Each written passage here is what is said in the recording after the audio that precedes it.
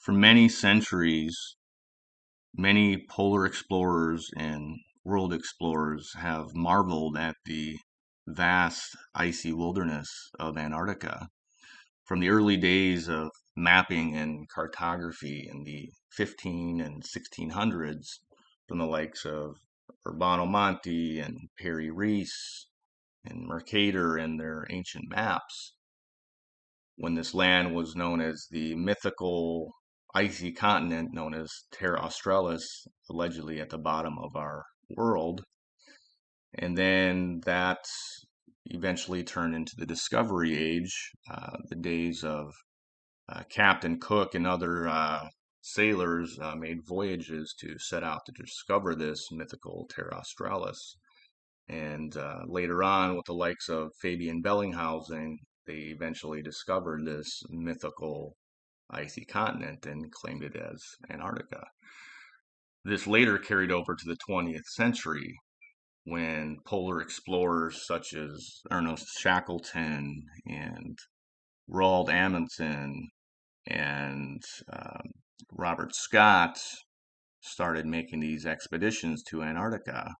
And then we even get into the days of Admiral Byrd and his early expeditions to Antarctica and Operation Highjump and Operation Deep Freeze. And all of these were notable Freemason explorers. And they all started exploring Antarctica. And that's where things start to get very interesting and a very interesting timeline starts to develop. With that being said, let's go ahead and get into the early days of the mapping and cartography of Antarctica. Now, if we go all the way back to the early days of mapping, this is always known as this mythical Terra Australis, with cartographers. And it wasn't until around 1500 this mysterious map by an Ottoman cartographer known as Perry Rice made this ancient map that somewhat depicts the Antarctica continent and even quite accurately. Now, this has always been a source of speculation is how was this map of Antarctica, supposedly Antarctica, discovered in the 1500s when it was mapped in the 1500s when it wasn't actually explored until discovered until the early 1800s by Fabian Bellinghausen. And it was depicting many geographical features and somewhat accurate landmarks that are known in Antarctica today, all the way back to days of when Antarctica wasn't supposedly supposed to exist and was this alleged Terra Australis. And we can even go back to the days of 1587 with Urbano Monti, and he has a very detailed map that was laid out into a 10 by 10 map, and it obviously covers showing the Antarctica is the continent surrounding the outside of the Earth. And again, it shows a lot of details on this continent, which at the time was very green. So there at some point there could have been some kind of event where Antarctica got iced over at some point, and maybe some kind of reset or some kind of very large catastrophe happened. But either way, there was documentation of this Antarctica continent being explored, which again, how are they knowing about this centuries ago when this wasn't discovered until the early 1800s by Russian explorer Fabian Bellinghausen when he went down to Antarctica and found the shoreline of this icy continent. This wasn't even supposed to be known about until 2 to 300 years later. So we run a lot of discrepancies there, but it gets more interesting when we get into the 20th century with the likes of Ernest Shackleton and Roald Amundsen making their explorations to Antarctica, which they were all Freemasons. Many of them were 33-degree Masons, which is very interesting. There's a lot of Freemasonry tied to Antarctica. And we can actually get into, with Admiral Byrd, who was also a Freemason, and is one of the most famous polar explorers of our time, if not history. Now, what's very interesting about Admiral Byrd is some of his explorations and these operations and adventures that he had to Antarctica.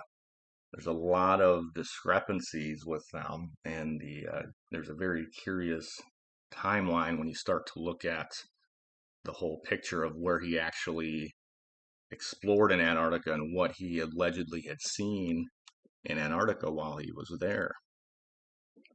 Now, one thing that some people may not know is with Admiral Byrd, one of his earlier expeditions in the 1920s, the mid 1920s, was actually privately funded by John D. Rockefeller Jr. And we all know who John D. Rockefeller is, the famous the billionaire oil tycoon.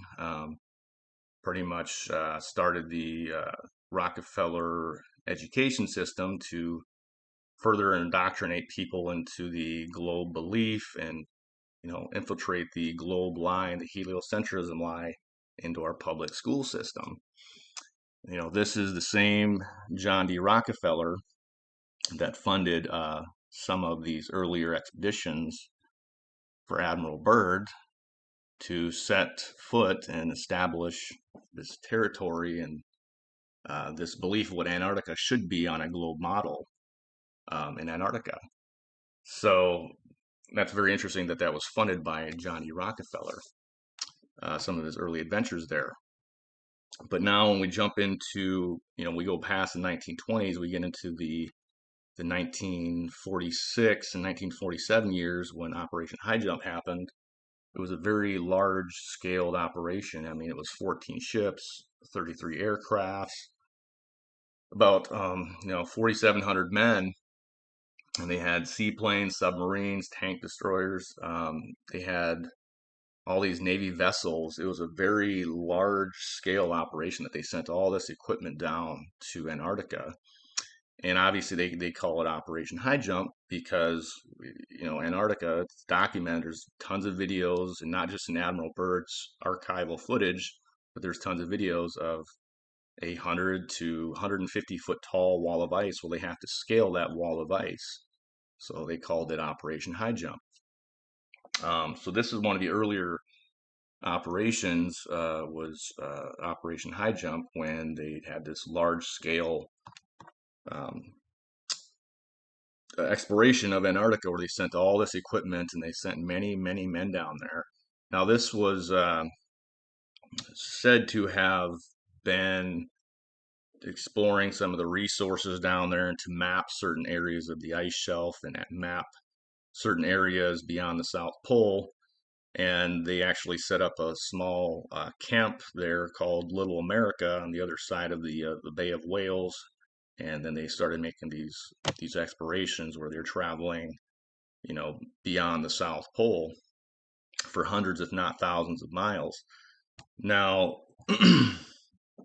where it starts to get very interesting is with these explorations beyond the South Pole. Is eventually at one point they started running into some of these pilots were crashing, and some of these planes were going missing, and they were claiming that these pilots were running into this invisible barrier, this force field. They couldn't figure out what was going on, and this operation was supposed to go for about 8 months. It was funded to last for about 8 months, and it only lasted for about 40 days.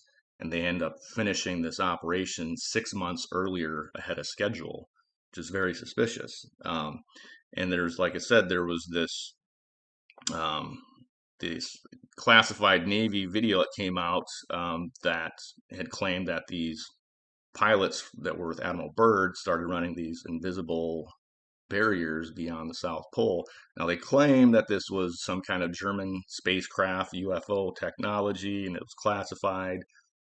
But when you start to look into the bigger picture, the you start to look at what they were actually seeing down there. They were seeing these warm, lands with lakes in green area beyond the South Pole. And I think what's happening here is they're getting to the barrier of the dome, the firmament, if you will, at the edge of Antarctica. If you go so far beyond the South Pole, you're going to run into the barrier. And this wasn't, German technology or UFO technology. This was, all part of the psyop to cover up the fact that they discovered that Antarctica truly isn't what we're told it is. It's not an icy continent at the bottom of the globe. It's actually a circle that encompasses around our world. And the secret journal and everything that came out, with his the Lost Diary, it was all a psyop to cover up and be a distraction from what Antarctica truly is. And we actually start to look at the timeline of it. It becomes a very curious timeline. Now we can see with this very curious and suspicious timeline, these expeditions started in the early 20th century with Ernest Shackleton. Um, and later on, that's laid precedent for Operation Highjump in 1946, where Admiral Byrd sent this large logistics operation down to Antarctica. Now, they call it Operation Highjump because they had to scale this large 100 to 150 foot tall wall of ice and get all their equipment up there. So after they got familiar with the land of Antarctica and they were able to explore a bit, they set up another operation called Operation Deep Freeze. This is where these pilots were crashing and disappearing and hitting this quote unquote invisible barrier. They basically shut down the whole thing 6 months ahead of schedule, and they came back. And pretty much immediately after they came back, NASA was founded in 1958.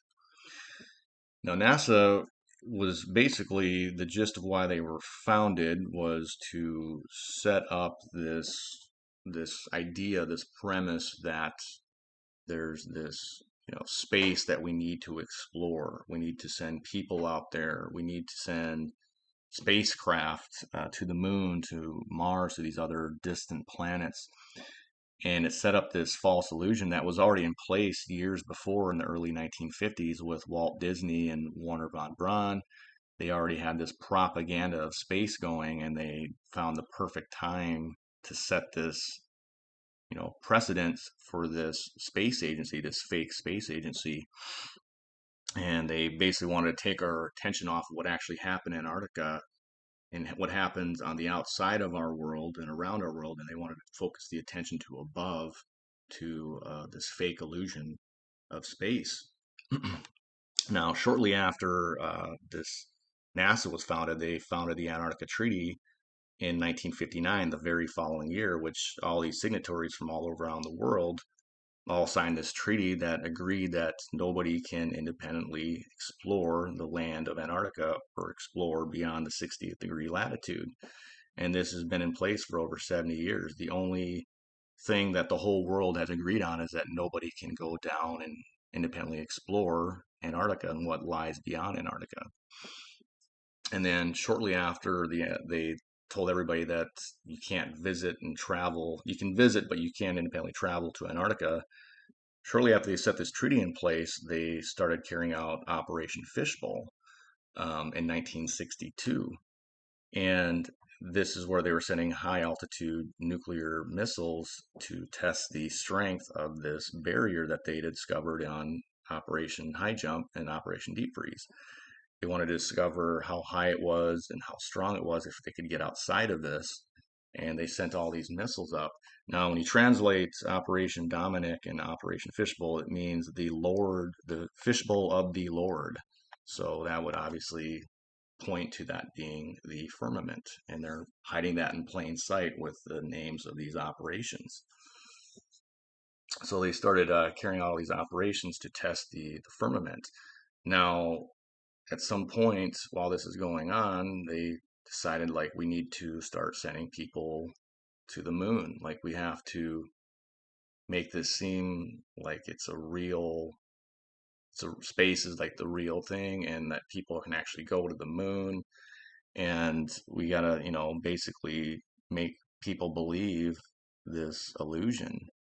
that, the world is just a small little rock in the middle of this, infinite universe, and that, you know, really just a small little speck of cosmic dust compared to everything else out there. So they wanted to get this illusion set in place. They wanted to make people believe that we sent people to the moon. And obviously, with all the moon hoax and all the footage of the fake moon landings, that's obviously not the case. They never sent anyone to the moon. And what they had claimed at that time was that they had these Van Allen radiation belts um, that were very problematic, and it was a very big issue. And they weren't sure if these astronauts could get through there, these Van Allen belts.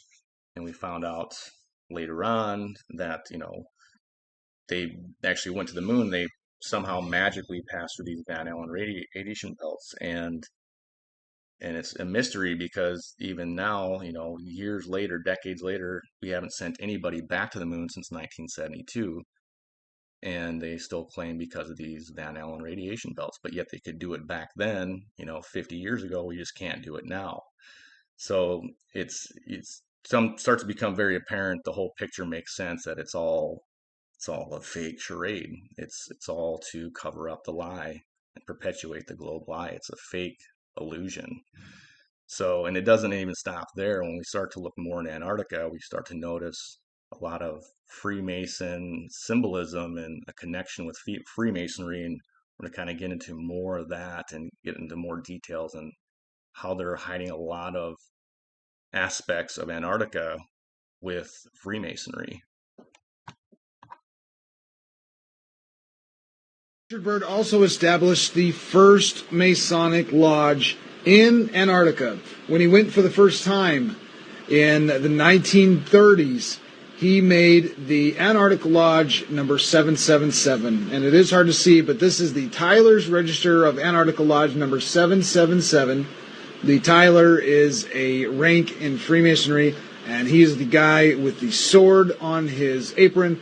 And the Tyler has a sword to enforce that only Masons enter into the Masonic Lodge. And here we have the attendance book of the first Antarctica Lodge, number 777 at Little America, February 1935. That would be the second Antarctic expedition. However, as far as I know, the Antarctica Lodge 777 was established in 1929 during his first visit to Antarctica.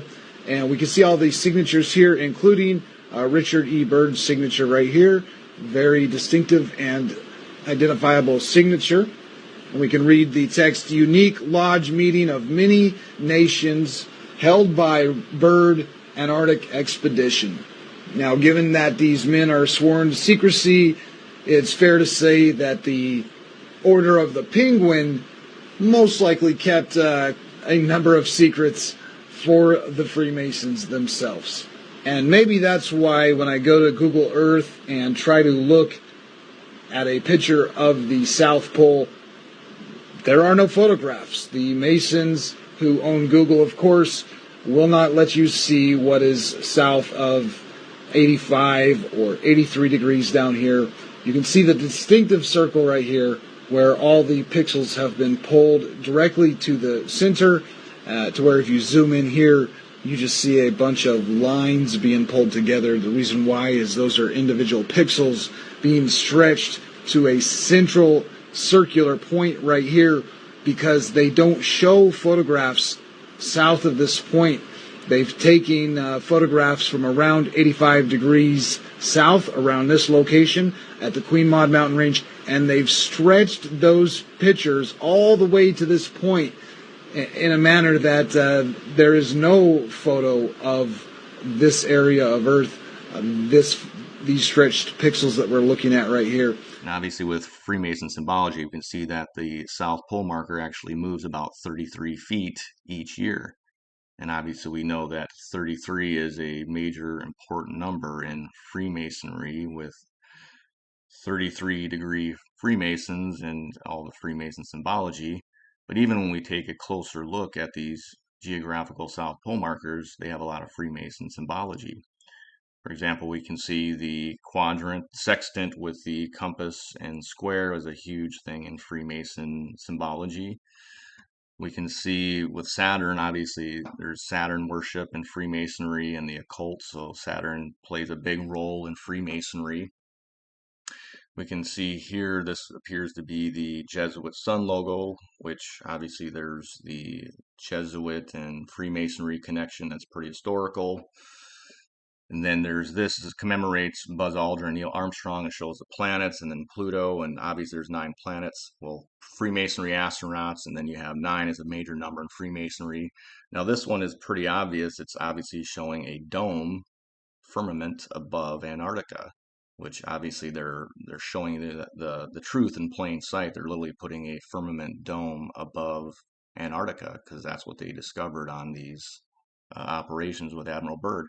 And then there's all the nomenclature with these different locations with Rockefeller Plateau. We have Rothschild Island. We have Deception Island. All these islands are named after these Freemasonry people. Now, this is something I want to show here, but, Freemasons and the mind. The Freemasons are, they have a key to your mind. They're masters of symbology. So they're doing a very amazing job of advertising the secrets of what Antarctica actually is. They're basically, it's a pretty interesting coincidence that Antarctica very much looks like the brain. And it's showing the cerebellum and the brain and the cerebrum. So it's showing all this different anatomy of the brain that just coincidentally matches up almost perfectly with a brain. And it's another one of those things where the Freemasonry are showing you this symbology that Antarctica, the way it's depicted on a globe, it's all in your mind. It's just a false illusion. And they're, like I said, they're masters at symbology, and they're hiding the truth of Antarctica in plain sight. But we're going to find out here that there's other parts of Antarctica, including parts of the landmass and topography that was charted by Admiral Byrd that was not even shown on Google Earth. And we're going to see that there's a lot of parts of the landmass that are missing from these historical expeditions that are actually missing on modern day maps of Antarctica when we look at Google Earth. So let's go ahead and take a closer look at these discrepancies. In 1929, Richard Byrd headed to Antarctica with 42 men to establish a base, fly to the South Pole, and map the area around the Ross Sea and the Queen Maud mountain range. They used airplanes for aerial exploration and to get to the South Pole, as well as to map the areas in Antarctica. They brought all the equipment necessary for accurate mapping, such as sun compass, sextant, cameras. They had cameras pointing out the windows, cameras pointing straight down from the airplane, and they found mountain ranges all over Antarctica, extending as far as the eye can see. And the Queen Maud mountain range was only one of very many mountain ranges that they found. In his own words, a great unknown mountain range, an enormous mountain range, the Edisol Ford mountain range, the Fisher Mountains that extend to the horizon, the Queen Maud mountain range, of course we've all seen that one, as well as 40 peaks in the Rockefeller Mountains, Scott's Nunatak, an active volcano, and these are not all the mountains that Richard Byrd found in his 1929 expedition. Here's one of Richard Byrd's maps showing the area around Little America and the Ross Sea, and you can see the Rockefeller Mountains, the Matterhorn, which is a huge mountain, New Mountains, the Alexandra Mountains, Scott's Nunatak, another peak, the Edisol Ford Mountains, which extend for 250 miles, and we also are going to compare this to what we could find on Google Earth in the same area.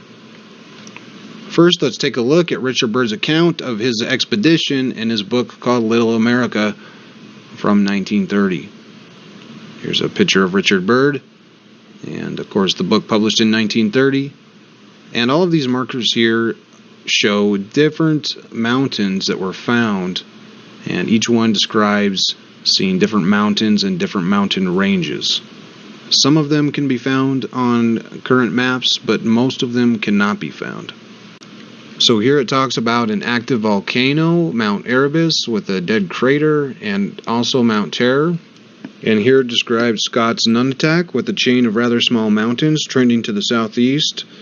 Doubtful that any of them exceed 1,500 feet in height. Here's the first sighting of the Rockefeller Mountains, where 14 summits were found.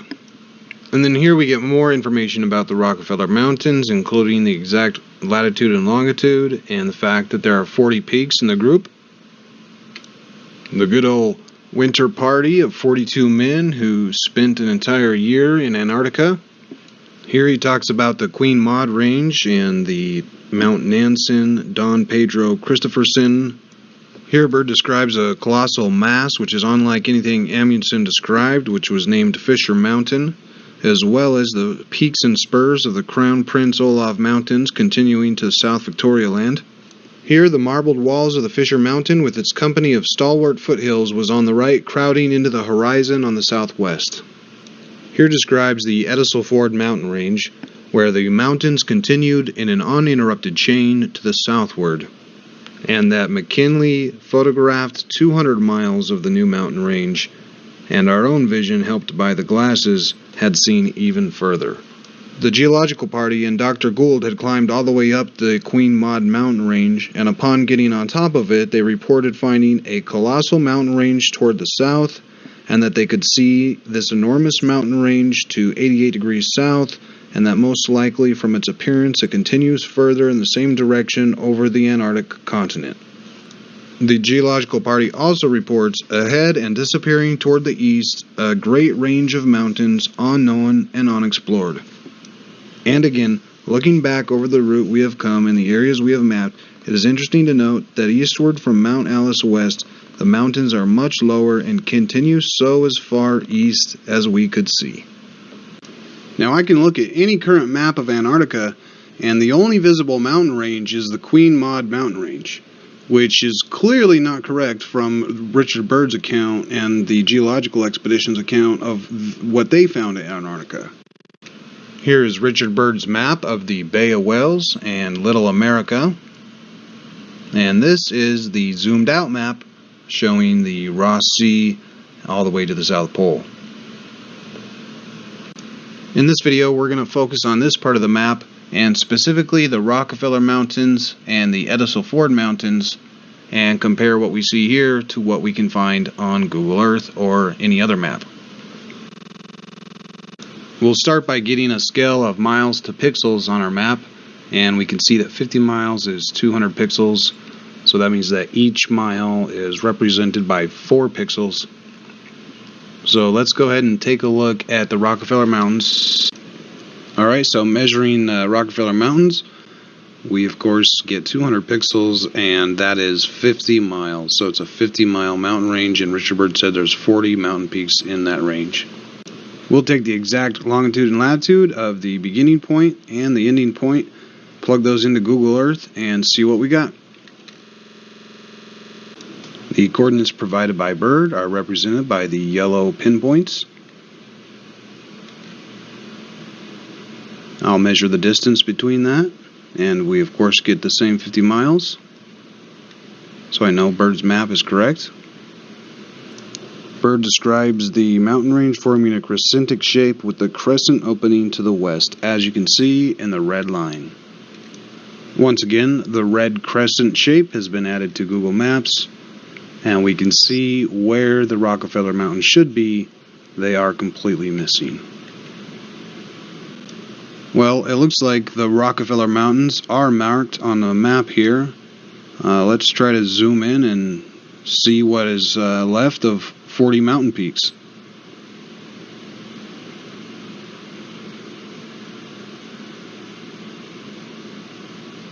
I don't know what this is.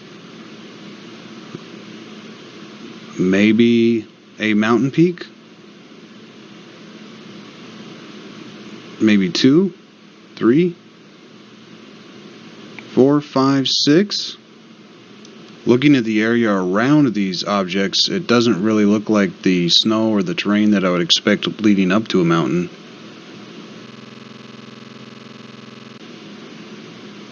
We'll go ahead and measure one of these mountains to see how big they are. Looks like about a mile. There certainly is not 40 mountain peaks here. And really, according to Richard Byrd, there's no mountains anywhere in the crescent shape where they should be. In Richard Byrd's own words, they lay in the shape of a crescent, and the northernmost peak we judge to be approximately 50 miles from Scott's Nunatak. So I figure it's got to be somewhere around this area. And looking at Google Maps, I can't find it anywhere. Wikipedia says it's Scott's Nunataks, which is interesting because Byrd and Amundsen always called it Scott's Nunatak, singular. But we can see here that it says it's 18 kilometers east of the Richter Glacier. I'm going to try to search for Scott's Nunatak, and we couldn't understand this location. Okay, no problem. Let's try the Richter Glacier. There it is. We'll go ahead and measure 18 kilometers to the east.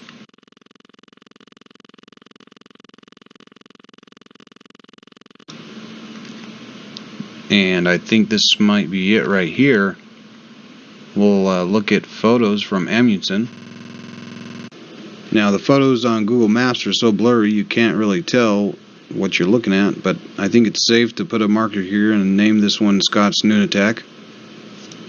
However, looking at Richard Byrd's map, this really seemed to be in the wrong location, so I'm going to draw a line 50 miles away from the northernmost Rockefeller Peak, and that's the location Scott's Nunatak should be at, but I don't find any mountains around there at all.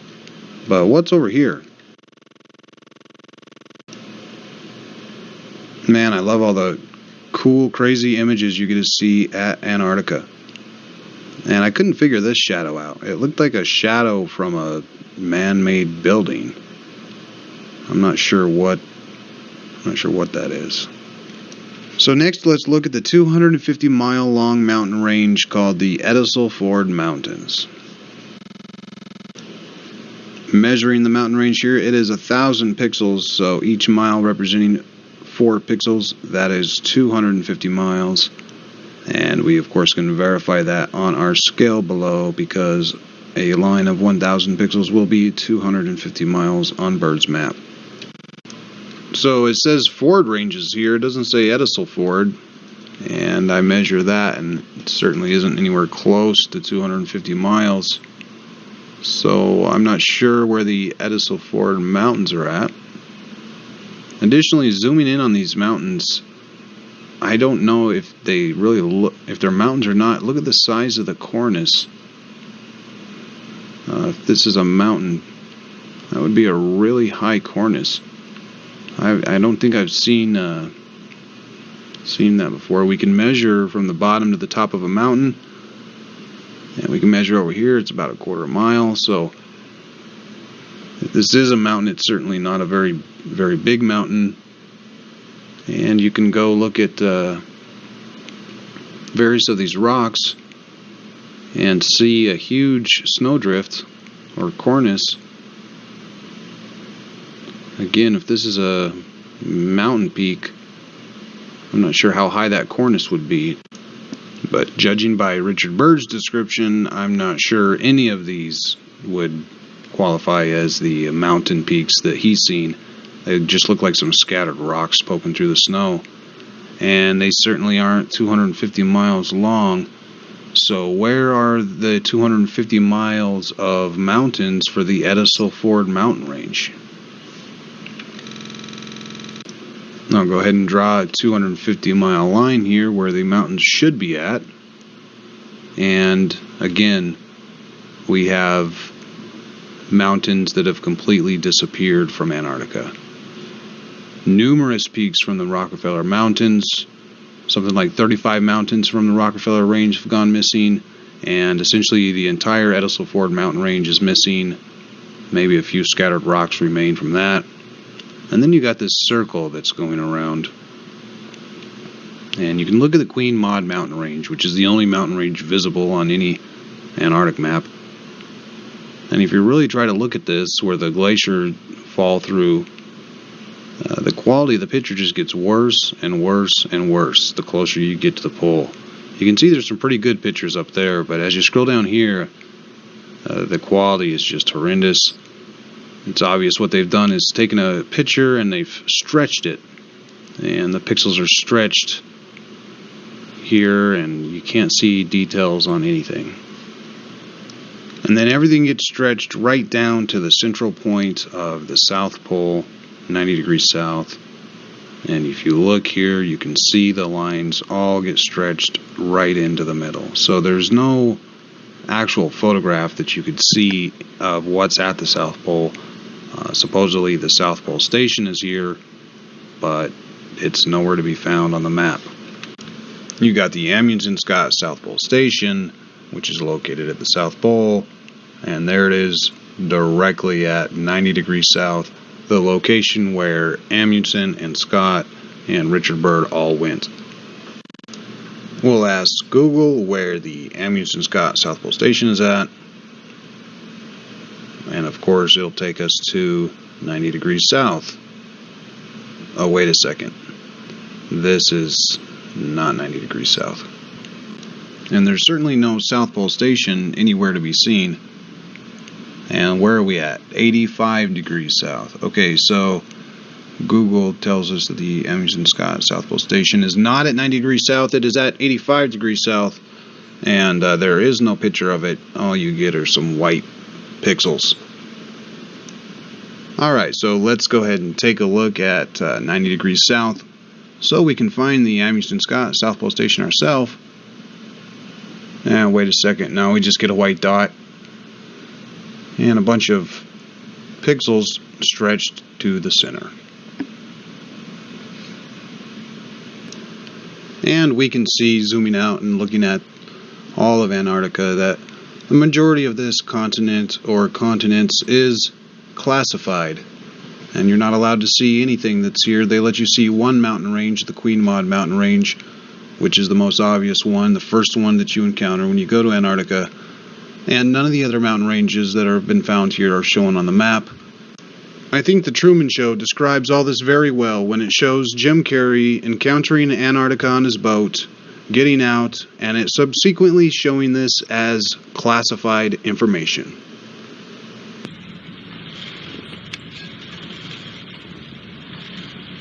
So, if they can lie about massive mountain ranges and multiple mountain peaks that were charted and plotted and discovered many years ago, but yet there's no evidence of them existing now, and they've been erased from modern day maps and Google Earth. If they can erase mountains from Antarctica, then what else could they lie about? Could they also be lying about perhaps what the sun does in Antarctica? It's interesting that a lot of these alleged 24-hour sun videos never actually existed in the history of exploration of Antarctica until around 2015, coincidentally the same time when flat Earth became big in the mainstream. And yet, when we look at them, is that truly what we're actually observing? Why don't we actually take a closer look and see if these 24-hour sun videos are truly a 24-hour sun that we're actually observing? One thing you'll notice when you briefly glance over these alleged 24-hour sun videos is you'll notice that most of the day or half the day you'll see clear skies, but then as the sun is hypothetically would be setting, if the sun was a set, you'll see this heavy cloud covering come in for 7-8 hours of the day. And then I kind of slowed this down here for a minute just so you can kind of see, but all of a sudden you'll see just this spotlight behind this cloud covering, and then you'll see this heat spot here of the sun going off. It's going, and then it's set beyond the horizon. But then you have this some kind of spotlight here, very faint spotlight that's going there through the behind the clouds. And, whether that's edited in, it's a spotlight, some kind of artificial light. I don't know if it's, a camera artifact, but it seems like it's edited in. And then you'd have this very kind of fake looking sun pop up out of the cloud covering. And that's not just with this video. You'll notice that with most of these videos, if not all of them, that, the sun always does the same thing when it's about to hypothetically set. You'll see the sun's going here, and it's going by these mountains, and then it's going, and it looks like it's set behind this mountain, this heavy cloud covering. And then all of a sudden, this other fake looking sun, it looks like it's edited in, pops back up. And here at the beginning of this video, you see that heavy cloud covering behind those mountains, and then all of a sudden, this fake looking sun pops up, and it's flickering and flashing, and it doesn't really even look like a real sun. And it just came from behind this heavy cloud covering. And then you'll see this here. This is another one. The sun is going beyond the horizon. It's clear skies for like the beginning of this video, and then just like with all the other ones, it goes beyond the horizon. You can see this little heat spot go behind the horizon, and then all of a sudden there's all this heavy cloud covering, behind these mountains, and then this fake looking spotlight comes up, and looks like it's edited in. It doesn't even look like a real sun.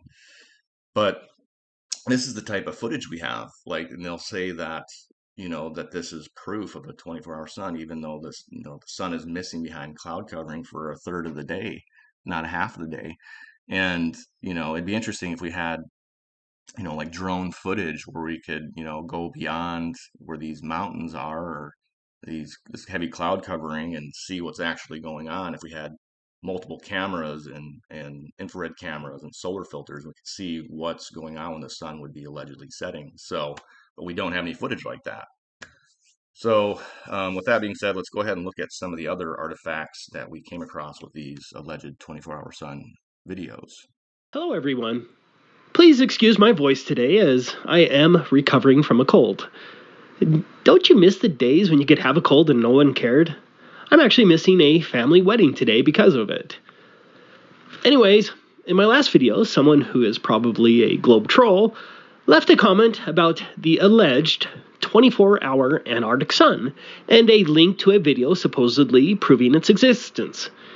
I clicked on the link, but I totally forgot that I debunked this video years ago in my last channel. I guess my memory isn't as good as it used to be.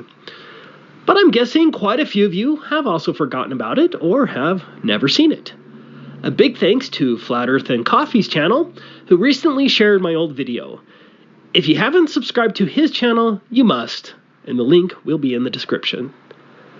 So what you're watching is the alleged proof of the 24-hour sun in Antarctica. It's a 24-hour time-lapse appearing to show the sun traveling around in a big circle and staying above the horizon for 24 hours. It looks pretty good. The shadows match well. The lighting seems right. The video seems pretty convincing. And the clouds don't repeat 24 hours later like they did in this video, where the exact same cloud pattern repeats a day later. It's crazy how much effort goes into faking these videos. Remember the saying, fool me once, shame on you. Fool me twice, shame on me. But maybe George W. Bush said it better. There's an old saying in Tennessee, I know it's in Texas, probably in Tennessee, that says, fool me once, shame on you. If fool me, we can't get fooled again. Anyways, but in this case, the clouds don't repeat 24 hours later. Instead, we're going to be looking at the sun with the same exact sun flares that repeat 24 hours later. I've synced the two segments of the video together. Remember, the bottom video is supposed to be 24 hours later. The clouds are different, and the lighting slightly changes, but the sun flares on the camera are exactly the same. I have freezed a few frames so that you can look closer. I'm convinced these repeating sun flares are impossible, as the slightest variation in angles and atmospheric conditions would alter the sun flares. But I could still see someone plausibly claiming that the repetition of the same sun flares over an approximate 12-hour period is purely a coincidence. Okay, I highly doubt it, but I can see the very slight possibility. But there is one more thing that repeats, which I refer to as the coup de grace, that proves that this video is indeed a fake. Here's the clip in question. Did you see it? Here it is again. Do you see the lighting artifact flash on and off at the same exact time? Here it is again at a very slow speed. The flashes are exact and at the same video frames. That's impossible. There is no excuse. This video is another fake. There you go, another blatant fakery that took some serious effort to fool you into believing in their globe model. How many times will they be able to fool you? Thanks for watching. I'm watching this film, nothing to do with this foolishness of a flat earth, but I'm watching this film and I get around, minute whatever, and I nudge Paul and I said, Paul, this movie just disproved the flat earth. It's the middle of summer. Check the time, it's just after 12 o'clock. It's 12 o'clock midnight though.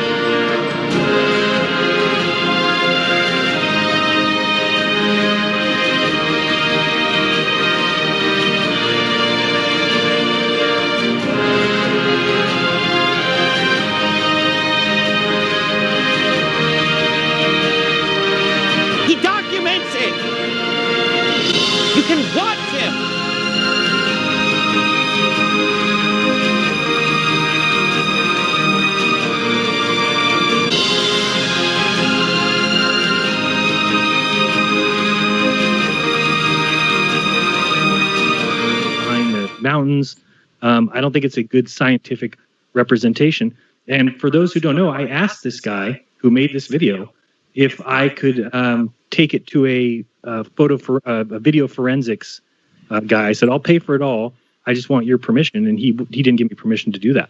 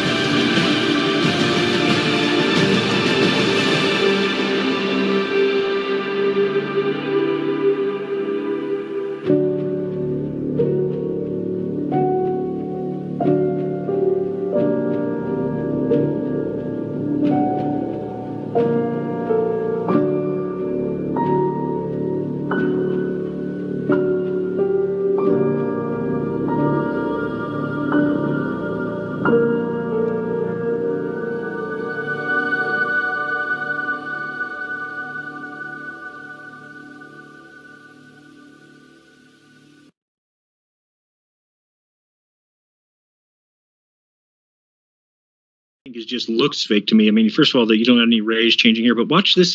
This is what I'm talking about, where let's imagine that the sun is about to set here.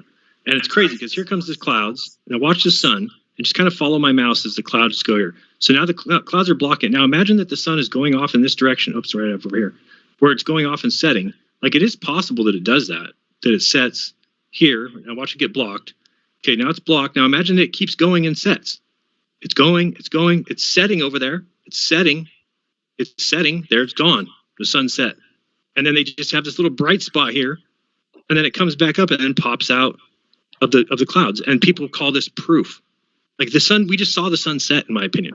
The sun set. Oh yeah, okay. This is okay. This one's stupid. The other one's the other one's the one they sent everywhere though. The looped one. Yeah. Yeah. flat earthers proving that one was fake. And then this one, it looks like the sun set. It looked like the sun went away and it was just daylight. It does, and now it's just back up there in the exact same rays. But what we had a problem with is how are the locations behind mountains? Like, I'm a video editor. I don't know how to do that unless I use layers. So the video has been layered because how else would you, like, go again here? When it's got when it says west behind the mountain like that, how do you do that? You know how to make it videos, Austin. How would you put the word west behind this mountain? I don't know. Yeah, I don't know.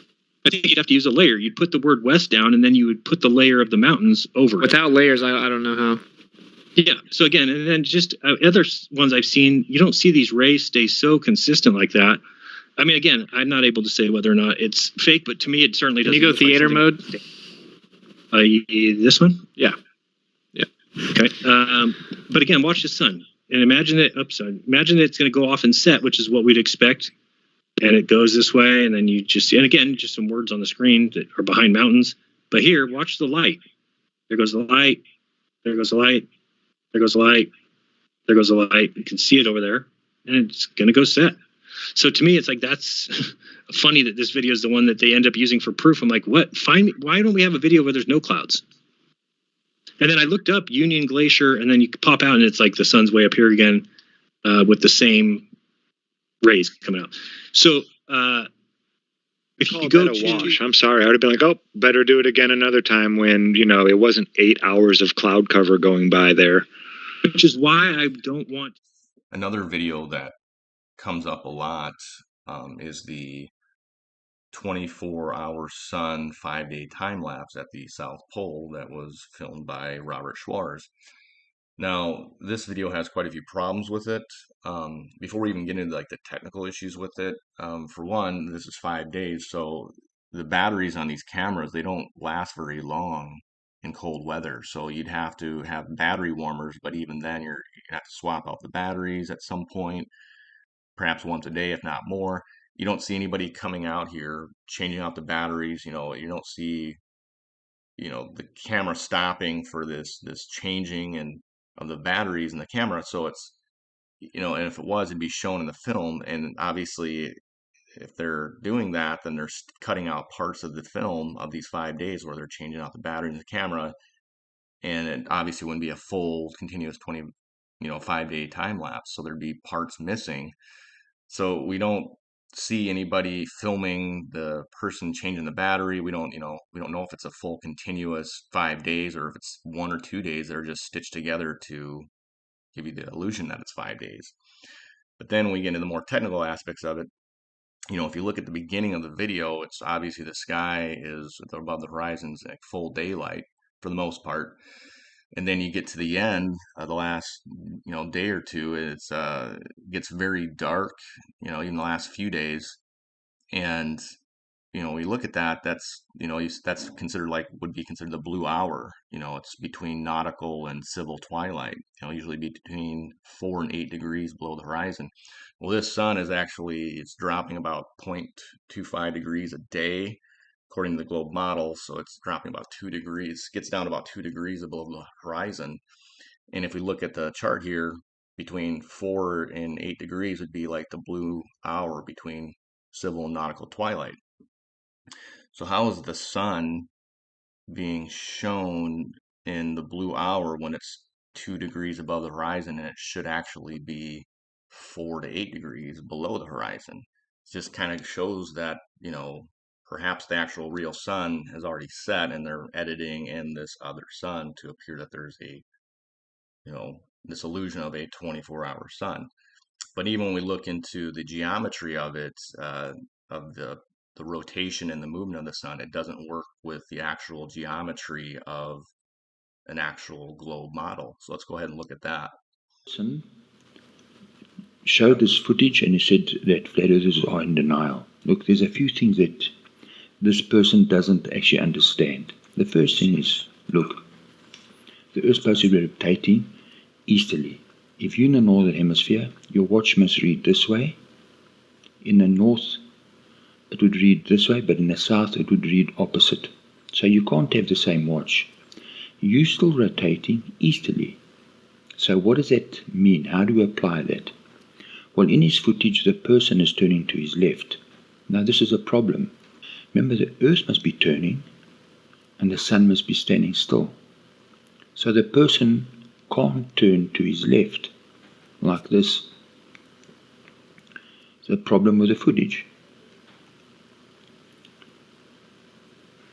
Right, we'll deal with the time in a few minutes.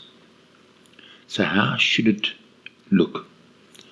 Well, remember, the Earth must be rotating easterly. He has to turn in the opposite direction to counter that rotation. And he has to turn and keep the Sun in front of him, because he's on a spinning ball.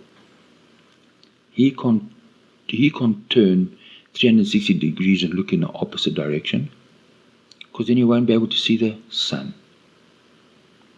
So what would the footage look like from his viewpoint, from his perspective? Right. So the Earth would have to, the South Pole would have to rotate, because he's rotating to his left to counter the rotation of the Earth, which is going easterly, that direction. He has to keep the Sun in front of him, and the Earth would be rotating in front of him. The landmass would be pushing forwards and backwards, the South Pole. So this will be the only place in the world where you'd get this, if it was real. But it's not real. It's a load of garbage. Right. So there's a problem with the footage. The second thing we need to understand has got to do with time. Remember, another issue is that the Earth rotates and it's moving sideways at a phenomenal distance. So, for goodness sake, how can people ignore the Earth's orbit around the Sun at the same time as its rotation? They forget about, what about the sideways movement? So this would upset your whole filming thing. The footage would slow down and speed up. I mean, what is wrong with these people? I mean, this person is so busy saying that flat Earth was in denial. No, he's just as dumb as a sack of bricks. Let's have a look at time. You've got two people in the South Pole. Their time can't be the same. The person closer to the North Pole, right, will be rotating, look at his time, and the person further out from the North Pole would overtake, so his time would be completely different. So how come they don't look at this? Forget the midnight sun. Show us this. Now there's something else that you need to understand. That this guy who's shouting the odds at flat earthers and saying we're in denial, when he's a complete moron, is time. Remember, to watch the midday sun, the shadow has to move from the one side in the South Pole to the other. While that happens, what has to happen? And they will be making a big fuss about this, but you never hear about this amazing phenomena that should happen but doesn't happen. Is as the Earth rotates, the shadow got to move from the one side to the other side. Remember, so as the Earth orbits the Sun, the shadow has to move over the South Pole. You'd have one person having sunrise and another person just a few miles away having sunset. This would be happening all year round. We don't have this. Look, the South Pole, just a lot of garbage. Common sense, your watch tells you that there is no South Pole. It's as simple as that. So look, I hope this video helped you out. Cheers and thanks for watching. This shows us, if anything, that trickery is afoot. And this is not just one of the months. This is not just 2 of the months. It's not just 5 of the months. This is every month that they have a webcam video for. They have edited and cut out part of the day. And these are during the main months, which are January, December, and November, the southern summer. In this video, let's watch this green flag down below. You'll see it starting around maybe 7 o'clock, 8 o'clock. Rotates around to about 2 o'clock and then resets. rotate around, reset. This is obviously a lie. This is obviously not what's going on. Why don't we get to see the sun do a 360-degree turn around the southern continent? Now remember, this would be pretty good evidence and proof of the globe, because it doesn't work on a flat Earth to see the sun go around the southern continent. However, on a globe, it is something that should be really evident and should be seen in every single summer video from the South Pole. But again, watch the flag. It'll start around 8 o'clock, rotate around until it gets to 2, and then reset and start over. This should be a huge eye-opener. Should be something that screams to you fraud, fake, set up, contrived. Again, I've sped up this camera footage just a little bit to get you some more views of these time-lapse footages, but it's all much of the same. You'll see shadows going halfway around and then resetting. You can watch the time in every single video to see that never is a whole day played. Sometimes it actually appears that the shadow comes very close to doing some sort of a 360-degree turn, but regardless, you can look at the time and see that at minimum, 8 to 10 hours is cut out of every video. So how could the shadow even be coming close to doing a 360 if you're cutting out a third or more of the day? Again, this is good evidence here. If you watch the purple flag start out very long, then it gets short as it goes in front of you, and then becomes long as it resets and starts over. So as I said, even if you watch that little igloo on the left, it may look really close to a 360-degree turn, but by looking at the time, 10 hours are cut out of that day. That just tells me that these have been edited. So, these are not accurate portrayals of reality. Again, the biggest and most obvious point here is that if it was a globe that we live on, then what they are trying to show us would be 1, easy, 2, occurred daily, and 3, plainly evident. And it is none of those. It looks like they're trying to cut it up. It looks like they're trying to portray something that isn't actually happening. And it looks like they're trying to fool us. Let's pay attention to something here. Watch this shadow as it rotates towards the upper left of the screen, and notice that the shadow in this video coincides with the sun, not the opposite as would be required by, physics and optics. The shadow should be opposite of the sun, not rotating in tandem with it. Again, more evidence of extreme trickery, extreme editing. They're simply trying to sell us something that isn't reality. Let's see here. So you should be looking at my browser now. So I found this really cool site. Let me show you where it is here. Okay. So, and it shouldn't shock you. I mean, it's obvious why, but this site is weather.cs.uit.no.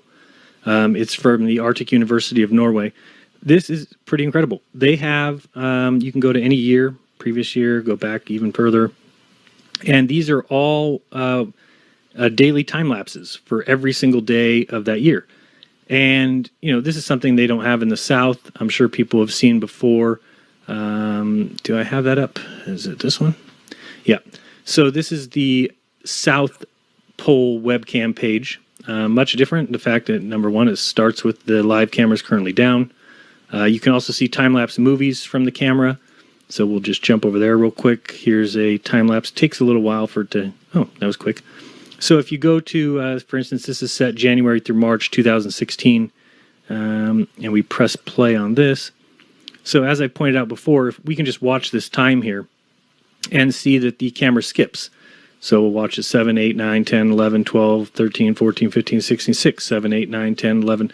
So when we're looking for evidence that the sun circles in Antarctica, you would expect to find 24-hour time lapses. It makes no sense why you would have, half a day time lapse. And if anybody remembers, I actually emailed these guys and tried to talk to them about it, and they just made no sense. They said there's not enough bandwidth to do a full day's time. So, but they have enough to do half day. So I was telling him, well, wouldn't it make more sense if you had 1 month of a complete time lapse than 3 months of half day? But again, they said, well, it's not in our mission statement to provide those things. So, but there's a definite problem here when you look at the sun going 13, 14, 15, 16, 5, 6, 7, 8. So we never get to see any of these, and it's the same for all these. So you can go to September to December 2012, bring that up. Again, it takes a little while usually. And we'll show you here that it's the same thing. It cuts out dates and times, or not dates, it cuts out times, and only shows you about half the day. And if we're trying to get proof of a circling sun, that's not going to help us, as we both agree that the sun goes by half the day. So that doesn't help much at all. Is this going to come up or what? Okay. But this is much different. Like I said, these are 3-month-long time lapses that are skipping days, and you're not going to find much better. Here we go. Let's play with this one. So this is September to December 2012, and you might not be able to see it up here, but again, it's 6, 7, 8, 9, 10, 1, 2, 3, 4, 5, 8, 9, 10, 11, 22, 23, 1, 2, 3. So again, it's completely skipping over the hours. There's not one complete day in any of these time lapses, which is just a joke. It's like a slap in the face. So that it makes no sense to me. Why would we have not one day complete? But this is day and night, and it's showing you how the light works throughout the year. So when it wraps around, that's December, and this is June. And if I'm showing you, if I'm moving the light on the outside, it makes the same shape. It kind of wraps around. So when you're far enough south in December, there's 24 hours of light. Daylight is different than sunlight, right? And you can prove that because even before the sun rises, it's light outside. The sun's below the horizon. Here, it's light for an hour before the sun rises. And I totally think it's worth doing this. I'm going to do it. All right, look. Okay, if you look at this right here. Okay, watch. We're going to have the sun. So in the north, in the summer of the north, right? It's going to move like this, right? Now it's going to move out to the outside, and you see what happens? It starts to light up the whole outside. You see that? You see how it's lit up on the other side of the flashlight here? Yeah, it's called the coffee cup caustic. The light wraps around. Do you see how the whole outside is lit up? You see that? That explains 24-hour daylight. That explains longer days. That explains everything. It's a real effect that happens. As it gets further out, look, it starts to cover more and more of it.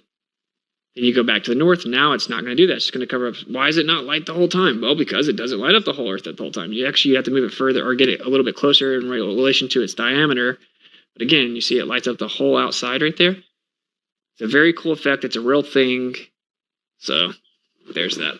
Further, the light, based on where this sun is. If it's here, you're not going to get light traveling over here, right? And if it's here, you're going to get, this much light covered. So you have to kind of look at it that way as far as, and then when you get to the outside, as we get over here, then it's possible that it's lighting up the entire thing. And again, that's the coffee cup caustic. So you'll see here the coffee cup caustic is this, what we see here. And as you get closer to the outside of your lens, you get a lit up area. Now, this is basic. So when we have 24-hour sun in the south, could it just be that we're getting 24-hour light, yet the sun itself is still traveling around, causing the outside to light up? So that's why that's cool. And again, you can do extended rays, which kind of give you a clearer idea of what's going on. Then you get this kind of reflected look all the way around. So there's lots to do on this site. Again, it's Rick, RICKTU 288 github.io. And then again, you can also do a point source. Oops, and let me delete this one out. So anyway, there's just lots that you can do in here. And when talking about the coffee cup caustic, which is when you get too close to this outside and everything lights up, and that's a known effect. And I think people have seen me show it before, but if you go to sun arcs, just to look at what they look like, Okay, so when we just saw that thing that said all images, this is what they were showing, is these kind of effects. And when you see this, or we see this, and you go to a coffee cup caustic, let's see, we'll go this one. So if I do coffee cup caustic, we'll see that that's exactly the same thing. So go here, go images. All right, so you see this effect that it's happening coming out of this glass. It's happening in this coffee cup. No, it doesn't mean we live in a coffee cup. Anybody who surmises that has lost their mind. But you can see these effects that happen because of it, and it just so happens that we're seeing the same effects in reality. So that should tell us that we need to start looking around the ideas of the lens, of water, of reflection, of refraction. That's what's happening, is you've got the light source on the other side lighting up the entire other portion. You know, the light's on the right here coming through, lighting up this. And when we look at sun arcs, it's the same thing. This is almost to a T, it's identical. Now, they want to tell you some nonsense about this, that it's ice crystals in the sky and that they're at the perfect angle. I mean, it just doesn't make sense. So just wanted to show that the coffee cup caustic is what's happening. Now, how is it happening? What is causing it to happen? That we don't know. You know, but when you look at this and you go back and look at these, we're seeing the same exact effect. So we need to, here's a simulator, it looks like, showing that here's your point source of light, nephroid caustic in a coffee cup, showing how you get this reflection, but you've got this whole outer area is being lit when the point source of light is here. So, you know, it's not as simple as to say, oh, well, you know, there's 24-hour light in Antarctica, and these guys bit off more than they can chew. What happens is we're going to actually see, in my opinion, here comes the sun. We're going to see it rise, and then it would stay up in the sky a long time. We'd see it cross our horizon. It would start to set here. It's kind of, you might even start to see it coming this way, and then they'd say, "All right, everybody, go to bed. It's 10 p.m. You know, lights out, camp lights out. Yeah. We get up at 8 in the morning. You guys got skiing to do tomorrow, and you've got a long day in front of you. Go to bed. Everybody goes to bed, and then you have what's called the coffee cup caustic. The coffee cup caustic is when this thing gets too close to the outside. Let's go with, instead of seen by observer, we're going to go with all rays. Okay, and when this thing gets too close to the outside, this happens. And then you have a 24-hour of light as the sun travels the backside of the Earth. So everybody here in their tent thinks that the sun is out, thinks that the sun is there, calls it a 24-hour sun. It's daylight for 24 hours, but nobody would actually see the sun in the sky because it's not there. And then it would come back around 7 in the morning or so. It's going to begin to do that rise that we just talked about.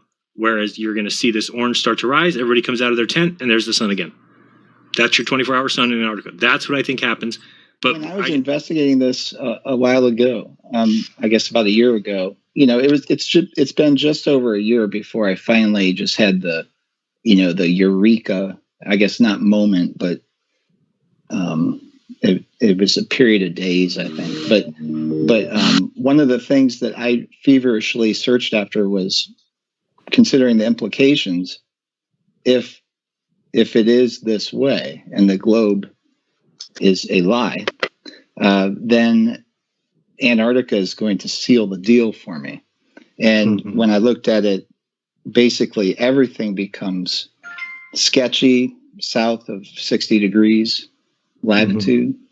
And that really sealed the deal for me. And then on Google Earth, it's even more so obvious. So yeah, I got off a little bit on a tangent, but it's that's okay. Hey Bob, I'll share my screen. Maps, that's a deal breaker for me. I don't see how anybody can accept that in 2018 that we don't have a globe, a photographic model that's without problems, without dark areas or sketchy pivot points and flatness to it and on a certain zoom level. Well, and to your point on Antarctica, I agree. Antarctica introduces some really major problems for the globe because, if you think back to Admiral Byrd, that was in like the 40s or the 50s or whatever. We've had the ability to go down there and check it out. And according to them, there's all sorts of stuff that the modern world would really want to get their hands on, like, corporations and governments of the world really would like untapped natural resources where there's no sort of land dispute or anything like that. And yet, decades later, half a century and plus later, almost 100 years later, we're getting there, right? Still, it's illegal for corporations to go and tap the natural resources of Antarctica. And we've been through energy crises and this whole thing with, the oil crises and just all of the pollution, the fracking, just everything that we're doing right in our own backyards to get at this hard to get energy when Antarctica is just sitting right there the entire time. That makes absolutely no sense whatsoever, just from a practical sort of corporate capitalistic frame of reference. It makes no sense that Antarctica is still sitting there untapped. And yet we still have this very antiquated sort of just ridiculous Antarctica treaty, which forces people to essentially not be able to free roam and do anything of value in the Antarctic. So yeah, very fishy indeed. And another revelation. I don't know if you guys saw this, but or if you know it, if you haven't considered it, how many people live north of the Arctic Circle versus south of the Antarctic Circle? Yeah, that's huge. Yeah, and life in general, just plants and animals too. Yeah, like a tree population. Those are two examples. So what I found looking into it, north of the Antarctic Circle, you have a year-round population of about 4 million. Now, Wikipedia says only 4 million because of the harsh climate. Okay, so the Earth being a globe where you have equal insolation, incoming solar radiation from the sun on north and south, logically you should have about roughly 4 million people living south of the Antarctic Circle, when in fact that number is actually 0. And that really blew my mind. And as far as trees, I'm not aware. I mean, I haven't fully researched into it, but I'm not aware of a single tree growing south of the Antarctic Circle. But north of the Antarctic Circle, of course, you have forests and wildlife. You're comparing. There are about, I think I found 5 animals. Penguins, albatross, insects, seals, whales. Yeah, I don't think there are really insects. It's a completely lopsided comparison when you make it, which totally supports the idea that Flat Earth has of, okay, we have a sun going around the circle, so you have a lot more solar radiation towards the center of the circle than you do on the outside, and that bears out in almost every measure of latitude. Right. One other huge incongruity, I just wanted to throw this in there, is that, of course, during our wintertime or the Antarctic summer, the Earth is, in the heliocentric model, technically, 30 Earth diameters, Jaron, closer to the sun? Mm-hmm. Yep. Which which one? You're talking about when it's way more than that. 300. 300 Earth diameter. Huge number. 400 millions of miles, right? Yeah, closer to the sun, and that to me is one of the biggest disconnects ever. It should be somewhat tropical down there compared to the Arctic Circle. Right. Right. It seems like they had to put it that way because obviously the Antarctic winter is way more harsh and way colder than the Arctic winter. We've also had many polar explorers and navigators that have claimed to have circumnavigate Antarctica. Explorers from the likes of Captain Cook and Fabian Bellinghausen and James Clark Ross. Now, they all claim to have circumnavigated Antarctica, and a lot of them took 2 to 3 years to circumnavigate this mythical Terra Australis, as it wasn't explored yet until Fabian Bellinghausen found it in the early 1800s. But they also all had charted between 50 to 60,000 miles to navigate around Antarctica, which would be more than double the distance of the equator of the Earth. So they're traveling way too many miles and taking way too long to navigate around Antarctica. Now, there should be a way we could verify this and add some validity to it. Well, we could actually look at the first voyage of James Cook. Now, I'm using the first voyage as an example because it's not going in all different directions like you see with the second voyage that a lot of people refer to. So this first voyage, it's pretty concise and pretty clear where he's traveling, and it's also very similar to the modern day Golden Globe race, which we can also track the mileage from that based off the known sailing speeds of their yachts that they're using. So we can kind of use one of the modern globe races and compare it to the first voyage.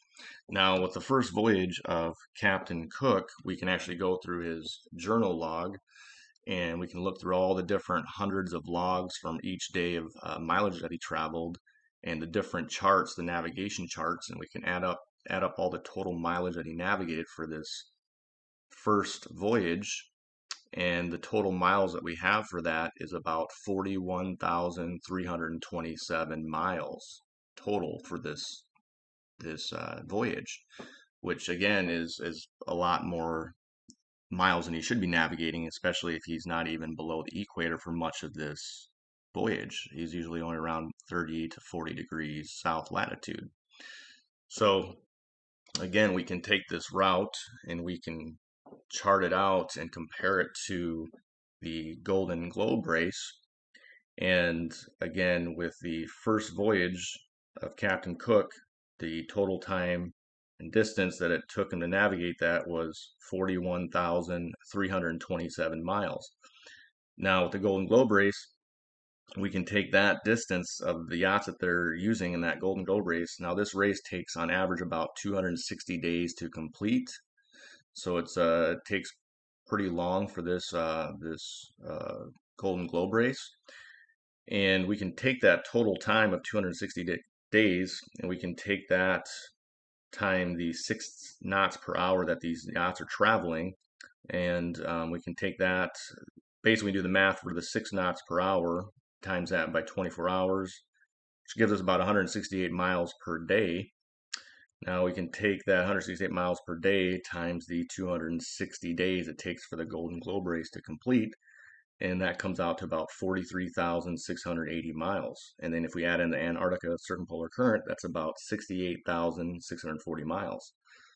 So obviously this is a similar mileage to the Captain Cook route, considering they're around the same latitude. The Golden Globe race is a little bit further out, so Captain Cook would actually be navigating about the same amount of mileage if he was on that same latitude as a Golden Globe race.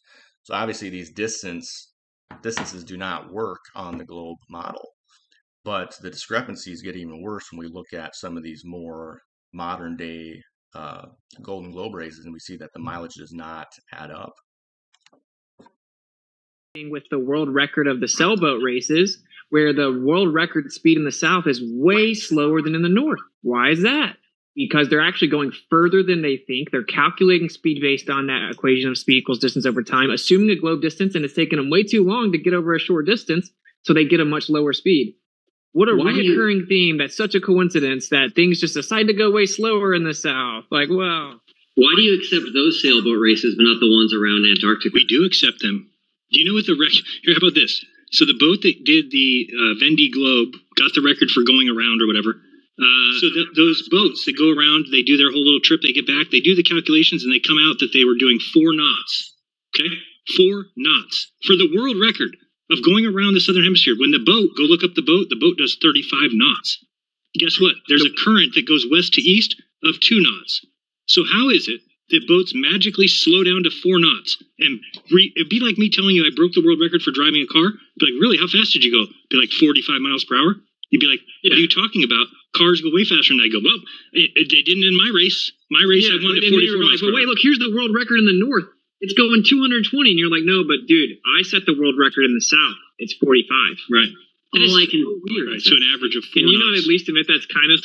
Isn't that? Do you see what we're saying though? Like in our paradigm, the south is way bigger, right? And what a coincidence that the world record of the boats is way faster in the north than in the south. But it would make sense if they assume a globe, so they assume a symmetrical distance in corresponding northern and southern latitudes, right? And so then they do their little race, they assume that distance, and they're taking way longer to do it, and they're like, what's going on? That must mean we're going way slower. Or they're actually going fast, just like the boats always do, but they're going further than they think they are. And so they assume the shorter distance of the globe, and they get a shorter. And we only believe this speed. because there's an accumulation of evidence. Now we're going to briefly go over the tracking of these two major globe races. We have the Vendée globe race on the left and the Golden globe race on the right. They essentially both take the same racing route. They both start in Vendée, France, and they go around the main capes and then back up to France. Now, the Vendée globe race uses much faster racing yachts. They use the IMICA 60 yachts, whereas the Golden globe race uses much slower yachts. They use pre-1989 yachts, so they don't sail as fast. The Vendée globe race uses GPS, and all the other globe races like the Antarctica Yacht Cup race use GPS. The Golden globe race is the only race that does not use GPS. Now with that being said, the Vendée globe race on average takes about 90 days to complete, and the Golden globe race on average takes about 260 days to complete. So obviously it takes much longer to complete this Golden globe race than the Vendée globe race.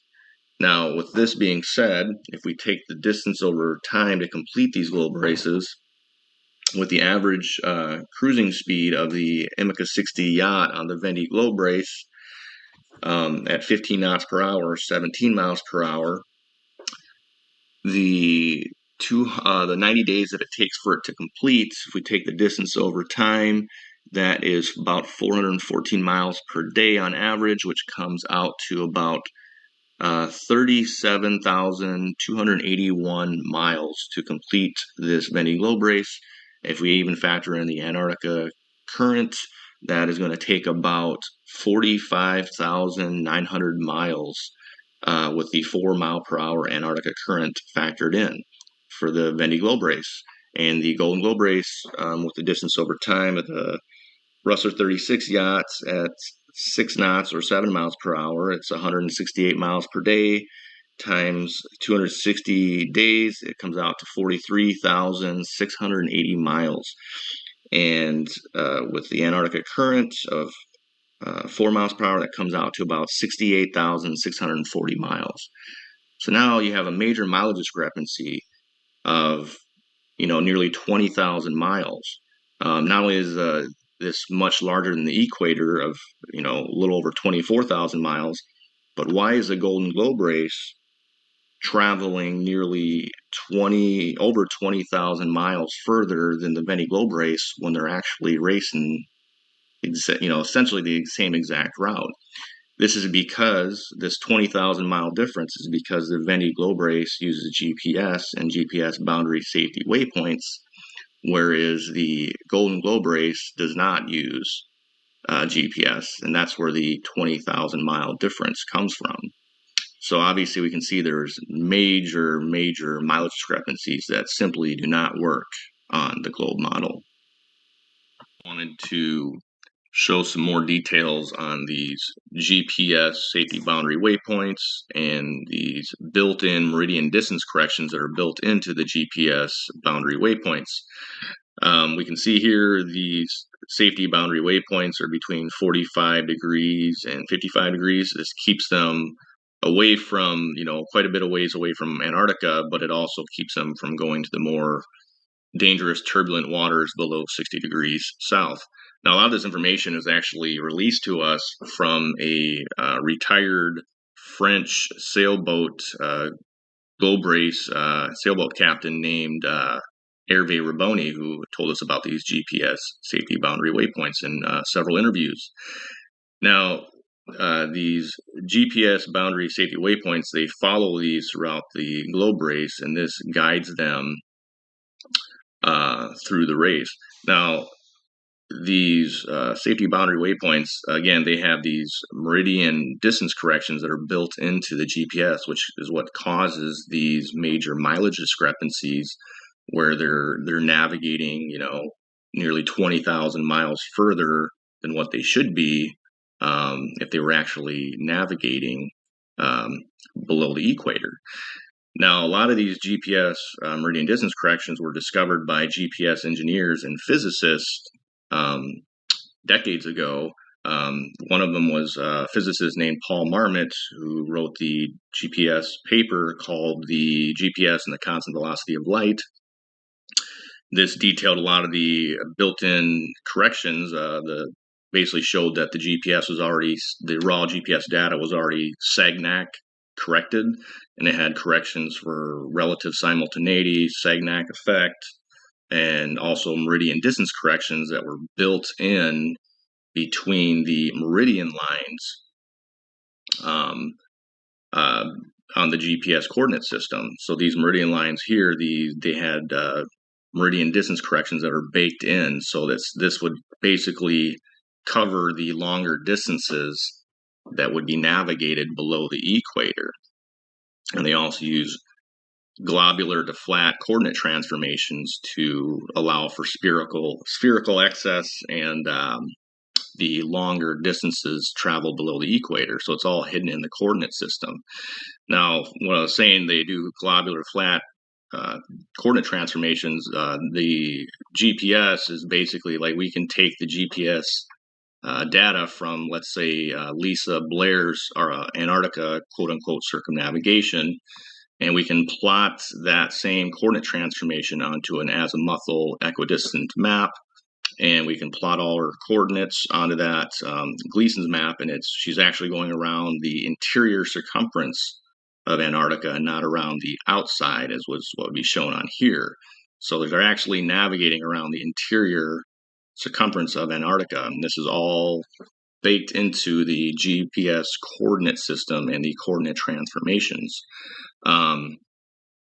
So with that being said, another thing we could look at is, we know that they're not actually going around the outside of Antarctica, but they're actually navigating around the interior circumference of Antarctica. One way we could look at that is how they're actually navigating. If they were navigating around the outside of Antarctica, they would always generally have to be steering right. And if they were navigating around the interior, they generally always have to be turning to the left. So let's actually look at a previous sailboat captain that completed the Vendée Globe race. Let's see what he has to actually say. There is Francois Gabard, who won the Vendée Globe race. Let's see what he actually says here. Et un tour du monde en bateau, c'est très très simple. Hein. Oui. On descend l'Atlantique, on tourne à gauche à chaque fois, et puis on tourne. Comme si on faisait le tour d'un lotissement. Enfin, je veux dire, il faut toujours tourner à gauche. Si on hésite à un moment donné, il faut tourner à gauche. C'est extraordinaire ça. So not only does there huge mileage discrepancies, but this adds to more conclusive evidence that they're actually navigating around the interior of Antarctica and not the outside on these globe races. Antarctic sailboat race, which they have every couple of years. They don't even actually have that written down. Yeah, they don't go near Antarctica. They can't even see Antarctica. They're like a 50 degrees south, 40 degrees south at some points. And even on their website, the last time they did it, there's one leg of the race from Africa around Antarctica and then over to South America. That leg, which is a big leg, was 32,000 miles, according to the race. Wait a minute. The equator is just 25,000 miles. How did just going around that little 13,000 mile continent turn out to be 32,000 miles? But then they had another 10,000 miles to go to finish the race. How are they going around Antarctica and making a circle bigger than the equator? Weird? Can I get a weird? Can you explain that one in a different way? I wasn't able to follow that. So if you look at Antarctica on a globe, it's a continent at the bottom of the globe. It's kind of a circular continent, and they tell us it's about 10 to 13,000 miles in circumference. So if you wanted to sail around it, you would go about 13,000 miles. Okay. So the Antarctic sailboat race, you've seen those sailboats. They're the most high-tech sailboats in the world. They're amazing. right? These are the fastest sailboats in the world. And they're saying that the one leg of the race, which is like 2/3 of the race, was 32,000 miles. You got to remember the equator, which is the biggest circle you can put on the globe, is only 24,900 miles. So how did that one leg become 32,000 miles? The other thing is, when you're out in the ocean, you don't know how far you're going. Because if you're not over land, you don't know how far you're going. The only way to be told your distance is GPS, pretty much, right? And GPS is run by NASA. And so when they look at it, they say, okay, the trip took us 30 days or whatever it was. I forget if it was 30 days, 60 days, whatever the amount of time it was. And they say, okay, well, at 50 degrees south, the race should have been like 18,000 miles or 20,000 miles, whatever it was. So they take the time divided by the distance, and they say, well, the average speed was 3 to 4 miles per hour. 3 to 4 miles per hour. Now, are those boats going? Those boats can go 3 to 4,000 miles an hour when they're tied up at the dock, right? 3 to 4. The reason it's coming out like that is because they're traveling a much bigger distance than they're being told. And so we had at least one of those sailboat captains has come on our shows saying, I know how they're faking it. The earth is flat. We're sailing much greater distances. They're using magnetic declination to hide the flat earth because there is no magnetic declination on the flat earth. It's only on the globe that you have magnetic declination. Go ahead. Sorry. I'm talking a lot, so you guys ask. No, totally fine. And that was going to be my next question is, are these people that are taking part in this race, are they being lied to or are they lying? No, that was my big question. They're not even being lied to. They're being lied to by GPS, the ground positioning system. But some of them are figuring out. Other people are like, oh, well, I guess it was a big current. I guess, these guys are going, the boats are going 20, 30 miles an hour at times. But the average speed is 3 to 4 miles per hour if you take the time and the distance that they've traveled. The distance. Yeah. Okay. And, and it's hard for them to figure it out because they're like, well, we're at 60 degrees south, now we're at 40 degrees south, and we're here. These guys, when they're done, they're sailors, okay? They're not there doing math. They're there, sailing as fast as they can. And I don't know why they all don't speak out when they hear that they only were going 3 or 4 miles per hour. They should all know. But it's willful ignorance, if they don't. But a couple of them have spoken out. And Masons live by a slogan, nothing is true, everything is permitted, so that they can keep us all in the dark regarding our true potential. And one of their very best tools is the southern continent of Antarctica. They used the Freemason Richard Byrd to push the lie. They erected the geographical South Pole as a ritual. Byrd had taken many trips to the North and South Pole, and in case you didn't know, his brother, Harry Byrd, was a governor and a senator, and did all of this work from 1916 to 1965. Both of them born to one of the wealthiest families in Virginia, and a member of the Federal Lodge No. 1 in Washington, D.C., these men will lie for each other and go to bat for each other, and all of them will back each other no matter what. In fact, all of Byrd's travels were financed by John D. Rockefeller. And it came out in 2012 that the whole thing was staged as a publicity stunt by the new Rockefeller Center. Now, who knows how deep Richard Byrd goes in all this, and exactly to what depth he was involved. He died, or was killed, not too long after Operation Deep Freeze, and his only son, Richard Byrd Jr., was found dead in a warehouse almost a month after his family had put him on a train. Every Mason will tell you that the art of Freemasonry is a glorious example of a most shining and noble morality, yet it's all kept a secret. They tell the lies that keep the world in argument. Now, for some evidence of this Freemason trickery, look no further than the current Guinness record holder for the North-South surface navigation, Sir Ran Fiennes. You can click here for an entire video showing that there is no north-south circumnavigation. And after you've watched this video and that video, if you still believe in the model we were all taught, well, then no evidence exists that will ever get you away from the lie that you love so much. Of course, you know about Freemason Robert Falcon Scott. Of course, this is where we get the name of a Munson Scott from. You've also heard of the Ross Sea, I presume, which was named after yet another Freemason, Sir James Clark Ross. How about Sir Edward Hillary? Yes, another Freemason, member of the first expedition to cross Antarctica and reach the South Pole by land, doing so from 1955 to 1958. Or we can look at Elisha Kane, who was just another Freemason, also an explorer that is famous enough to have a crater on the moon named after him, and he did his journeys in 1853. Of course, in 1909, Robert E. Peary reached the North Pole, and in 1911, Roald Amundsen placed the flag at the South Pole. Yes, Peary and Amundsen were both Freemasons. And of course, you have another Mason, Sir Ernest Henry Shackleton, initiated in Navy Lodge number 2612 in 1901, passed in 1911, and raised in 1913. He separated from his crew. What follows is an amazing story of survival and heroism when the party was finally rescued and received on a ship captained by, yes, another Freemason, Luis Pardo. The list goes on, full of these Freemason tricks, these Freemason lies. And it doesn't just end at the North and South Pole. You see, our history is littered with Freemasons and their lies. In all walks of life, in all areas of study. Of course, you should recognize that Charles Darwin was, of course, a Freemason. Imagine that one. What about Charles Lindbergh, right? First to fly across the Atlantic Ocean? Perhaps. How about the reason kidnapping is a federal crime? Well, this is his doing, and the reason it's now headed by the FBI. All of that as a result of the Lindbergh case. Yes, in one of the earliest hoaxes or false flags, do some research on Charles Lindbergh and his child being kidnapped. You'll see for yourself what kind of government ran this country in 1927. And maybe he was the first to cross the Atlantic solo. I can't say that he wasn't. But what I can say is the flight taking 33 hours seems a bit suspicious.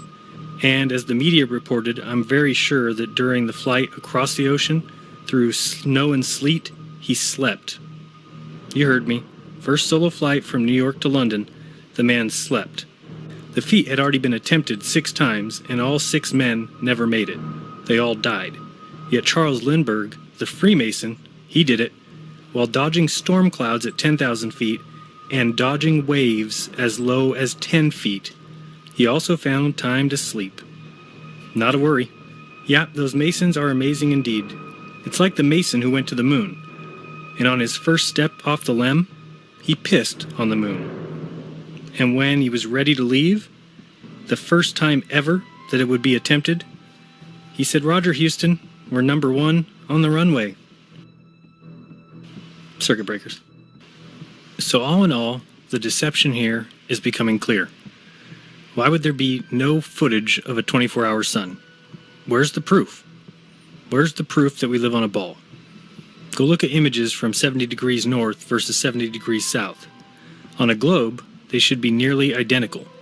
But you'll see that the south is a barren wasteland of ice and penguins, and the north is filled with trees, flowers, bushes, deer, bears, squirrels, elk, and everything else you can imagine.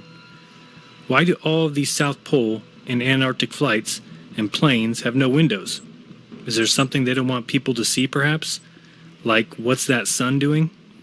Why is it when you look at the Worldview 4 satellite images, which cover the United States in a pattern like this, stop in Antarctica like this, in a very circular pattern? It's often speculated why there's never been a purely meridian longitudinal flight north to south over the continent of Antarctica. Why isn't there more commercial flights that fly from the tip of South America to Sydney or Perth, Australia? You would think this would bring in a lot of tourism economy and be a big tourist attraction for all of these flights to fly over Antarctica. It would make a lot of sense logistically too, as it'd be a much shorter route than flying from South America to Australia directly. So you often wonder why this isn't just a regular flight. And you'll get these claims that people such as Ralph Fiennes and the One More Orbit flight and the Spider Tracks and the Z Pilot and all these other, these a very small handful of pilots have, allegedly flown over Antarctica. But is that really true? Are they really actually flying over Antarctica? Once we take a closer look at some of these flight routes, we're going to find out that that's simply not the case. Even the Qantas flight that had claimed to fly over Antarctica only skimmed a small part of the coastline. So let's go ahead and take a closer look at these flights and see the routes that they're actually flying. Next, we're going to look at this Rockwell flight from 1965. This flight was claimed to have started in Honolulu, then flew to London, made a brief stop in Lisbon, then flew to Buenos Aires. From there, it flew over the South Pole and continued to New Zealand. Then from there, it flew back to Honolulu. Again, because this flight happened in 1965, we have no GPS data to give us the objective flight route and trajectory or legitimize the flight. So at best, it's just another trust me bro story. But let's go ahead and plot these locations and flight path out onto a flat Gleason's map and see how the route was actually done.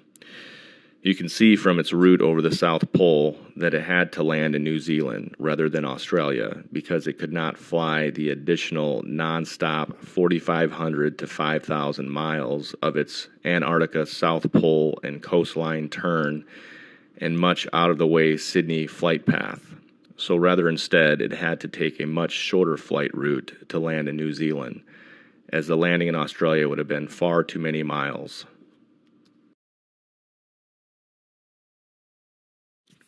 Now we're going to look at the more recent TAG transpolar flight from 2009. This flight had quite a few more stops than most other flights. It was claimed to have started in England, then flew over the North Pole, then making a brief stop in Canada, then landing on the island of Majuro. From there, it flew to New Zealand, then it skimmed along a part of the Antarctica coastline and dipping over the South Pole, from which it then made a turn back up to Punta Arenas at the tip of South America, then flew to Cape Verde, Africa, and then finally returning back to England. Let's go ahead and take these locations and plot them on a Gleason's map, and you can once again see how simple this route was done. Starting in England, then flying over the North Pole, and then down to New Zealand, then flying the longest leg, briefly dipping over the South Pole, and then right back up to South America, then back to Africa, and returning into England. Another flight that very simply works on a flat AE map. And once again, another flight not making a complete north to south longitudinal circumnavigation of a globe. Next, we are going to look at the One More Orbit flight of 2019. This flight was actually debunked multiple times from several others, but we're going to debunk it again anyways. This flight started at the Kennedy Space Center in Florida. It then flew over the North Pole and landed in Kazakhstan. From there, it flew to Mauritius, then made a brief swoop over the South Pole, and then turned and went back up to Punta Arenas at the tip of South America. From there, it made its return flight back to Florida. We can put all these locations on a flat Gleason map, and you can see how very simple and basic of a flight route this actually was. It's basically just starting in Florida and making an elliptical flight route down to the South Pole and then back up to Florida. Again, this is just one half side of the globe and not a full north to south circumnavigation. And it is probably the most simple flight route of all four of these flights. Here is another more thorough debunk of the One More Orbit flight. Path on a whole bunch of different maps because I made a couple, right? There's the one on the globe showing you how it was supposed to be impossible, etc. Let's see here. It's one of my favorites. That's a nice HD one, and of course, I think I ended up having it animated. I put the pictures of the pilots, and I put their little date, and I visually animated them moving around this one orbit. Now they did many orbits, but this would be the fastest one maybe, and this is certainly the one that what's his face was trying to say is impossible. And I know that as soon as I show him that he's gonna do something else, change the thing, or give me a gotcha or whatever. But I just want everyone to see that maps aren't something we should be scared of. They are only tools. We need to understand the tools that we're going to use. All right. Oh, and I also kind of realized that it looked a lot like one of the pathways from the ISS, when the ISS would, when we have that video from the ISS giving us the pathways over Gleason's and the globe at the same time, and I thought, doesn't that look a lot like this? So I overlaid it up here, and I made the map spin. So as we're coming around, it's going to match up, and then I'm going to see if this path actually would match one of their orbital paths of to set the record. So it's coming around right now. And my goal is to get this to match this green thing. I think right here is when it does. That's essentially the route, right? Here's a really good sort of compilation of the end result here. I got, the, I forget what the Robinson projection over there, the circle one, the Mercator version, the translation of the base, the upscaled, finite, detailed last version, and then the actual animation of the path. So the top left one, this is pretty much the answer to his question that was supposed to doom flat Earth, right? Because of equal area and equal distance map translations, that path over Antarctica is just this big circle that goes all the way to about almost the edge, right? Again, it's past the 60th parallel, but it's above an elevation so high that it would just look the same. It would look a lot like the Antarctica. This. You look at the one thing that would prove the globe Earth, or the one thing that would disprove the flat Earth. What is it? I don't know. You tell me. It would be a linear flight path, okay? A linear traverse directly down past South America, down to Antarctica, and without breaking that straight linear path, continuing through the continent and back up the other side into the Indian Ocean. Like, this would literally end the debate. It would be the single biggest piece of evidence for the global model. They've done it already. It was called One More Orbit. Right. Except they actually didn't look at their flight path. So they left off the tip off South Africa. They went to the 90-degree South Pole mark. And then they literally hit a sharp 60-degree turn towards South America. They never crossed over. They didn't even alternate sides of the hemisphere. They evaded a linear path. No, it can't be. Yeah, man, I know. Globers will still refer to the One More Orbit expedition as if it disproves anything. Meanwhile, they never really look into the intricacies of anything. When you look at the... Now we can look at a few of these other flights. We can look at the Pan Am flight from 1977 that allegedly crossed Antarctica. We can see that that's actually not the case, because when we look at the time that it took for them, per the documentary, to see the coast of Antarctica for the first time, it was 7 hours. Or if they're flying from Cape Town to the coast of Antarctica, it would only take about 3.5 to 4 hours. So we know they're not flying that direction over this way. They're actually going the opposite direction and not flying over Antarctica. They're following these jet streams, and they're going all the way over, skimming the coastline. And then somebody had claimed they had seen Mount Erebus. I don't know if that's actually factual or not, but then they went to New Zealand and then back to San Francisco.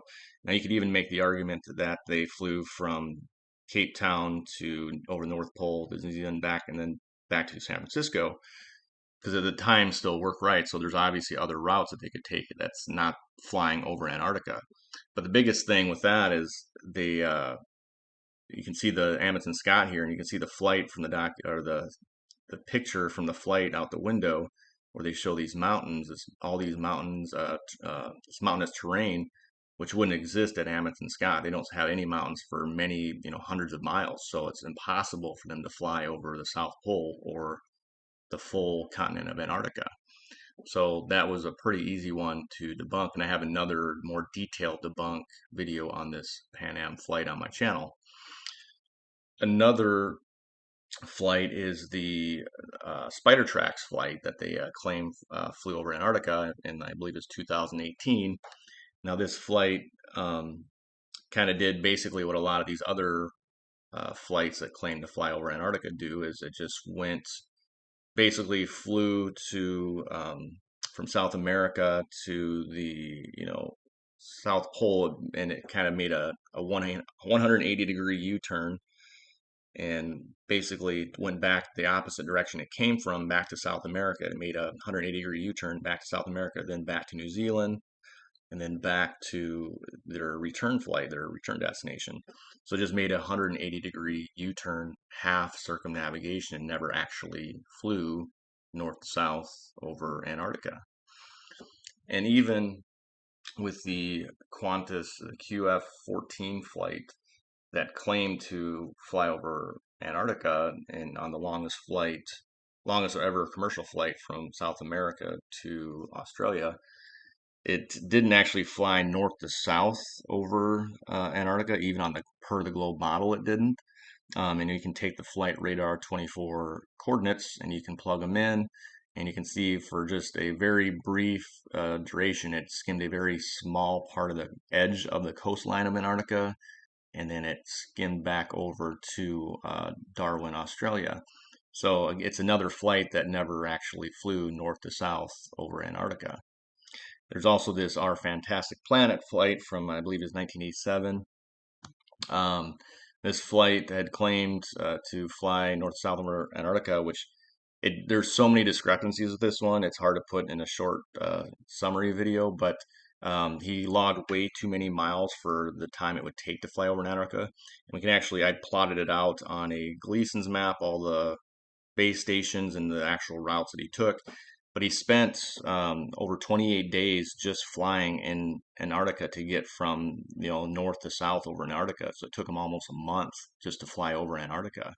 And there's a lot of miles missing from his log and from what he had claimed to different sites and landmarks he went to visit. So there's tens of thousands of miles that are not accounted for from the appendix and what he had logged in his photos. There's also issues with the South Pole. He went there twice, and then on the second trip, the South Pole photo doesn't match up with the first photo. So it just kind of goes to show that, from when he flew from Casey to the South Pole the second time, it's literally an entirely different South Pole. It's an arbitrarily located South Pole, and I have a whole nother video on that. So this whole flight had a lot of discrepancies with it. Then you also have the ZQ pilot, which again makes the same, typical route that all these flights make. It just goes down to South America, the tip of South America, then skims over the South Pole, and then makes a 180-degree U-turn and back up to the South America. Then it makes its return flight. So if it was truly a globe, they would just continue beyond the South Pole and go to Australia, and they never do that. They skim over the South Pole and then go back the same way they came.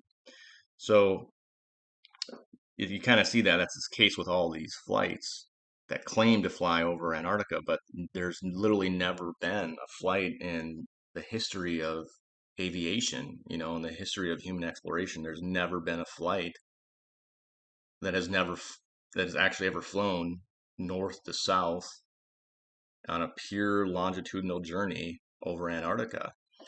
And you have to kind of ask yourself, you have to speculate, like why that can't be done. They'll say that it's not practical and it's not reasonable to do it, but it's a much shorter flight from South America to Australia to just fly over Antarctica. But it's never been done, and even for the reason, the sake of just exploring, it's never been done. So it's just another proof that Antarctica isn't what we're told it is, and it's much larger than what we're told it is, and it's not a small continent at the bottom of the globe. So one of the weird things I noticed was, first, this flight goes from Cape Town, South Africa, down to Witchaway Camp. You'll see down here it says flight to Antarctica 5.5 hours. Then I thought what was weird is down here it says flight to Emperor Penguins 2.5 hours. Okay, that's this little excursion here. But it says flight to South Pole 7 hours each way.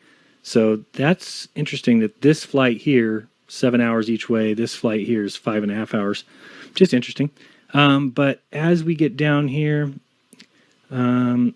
so I just thought this was interesting here. It's talking about during the 5.5 hour flight, the African night turns to day as we soar over thousands of icebergs and pass into 24 hours of continuous sunshine.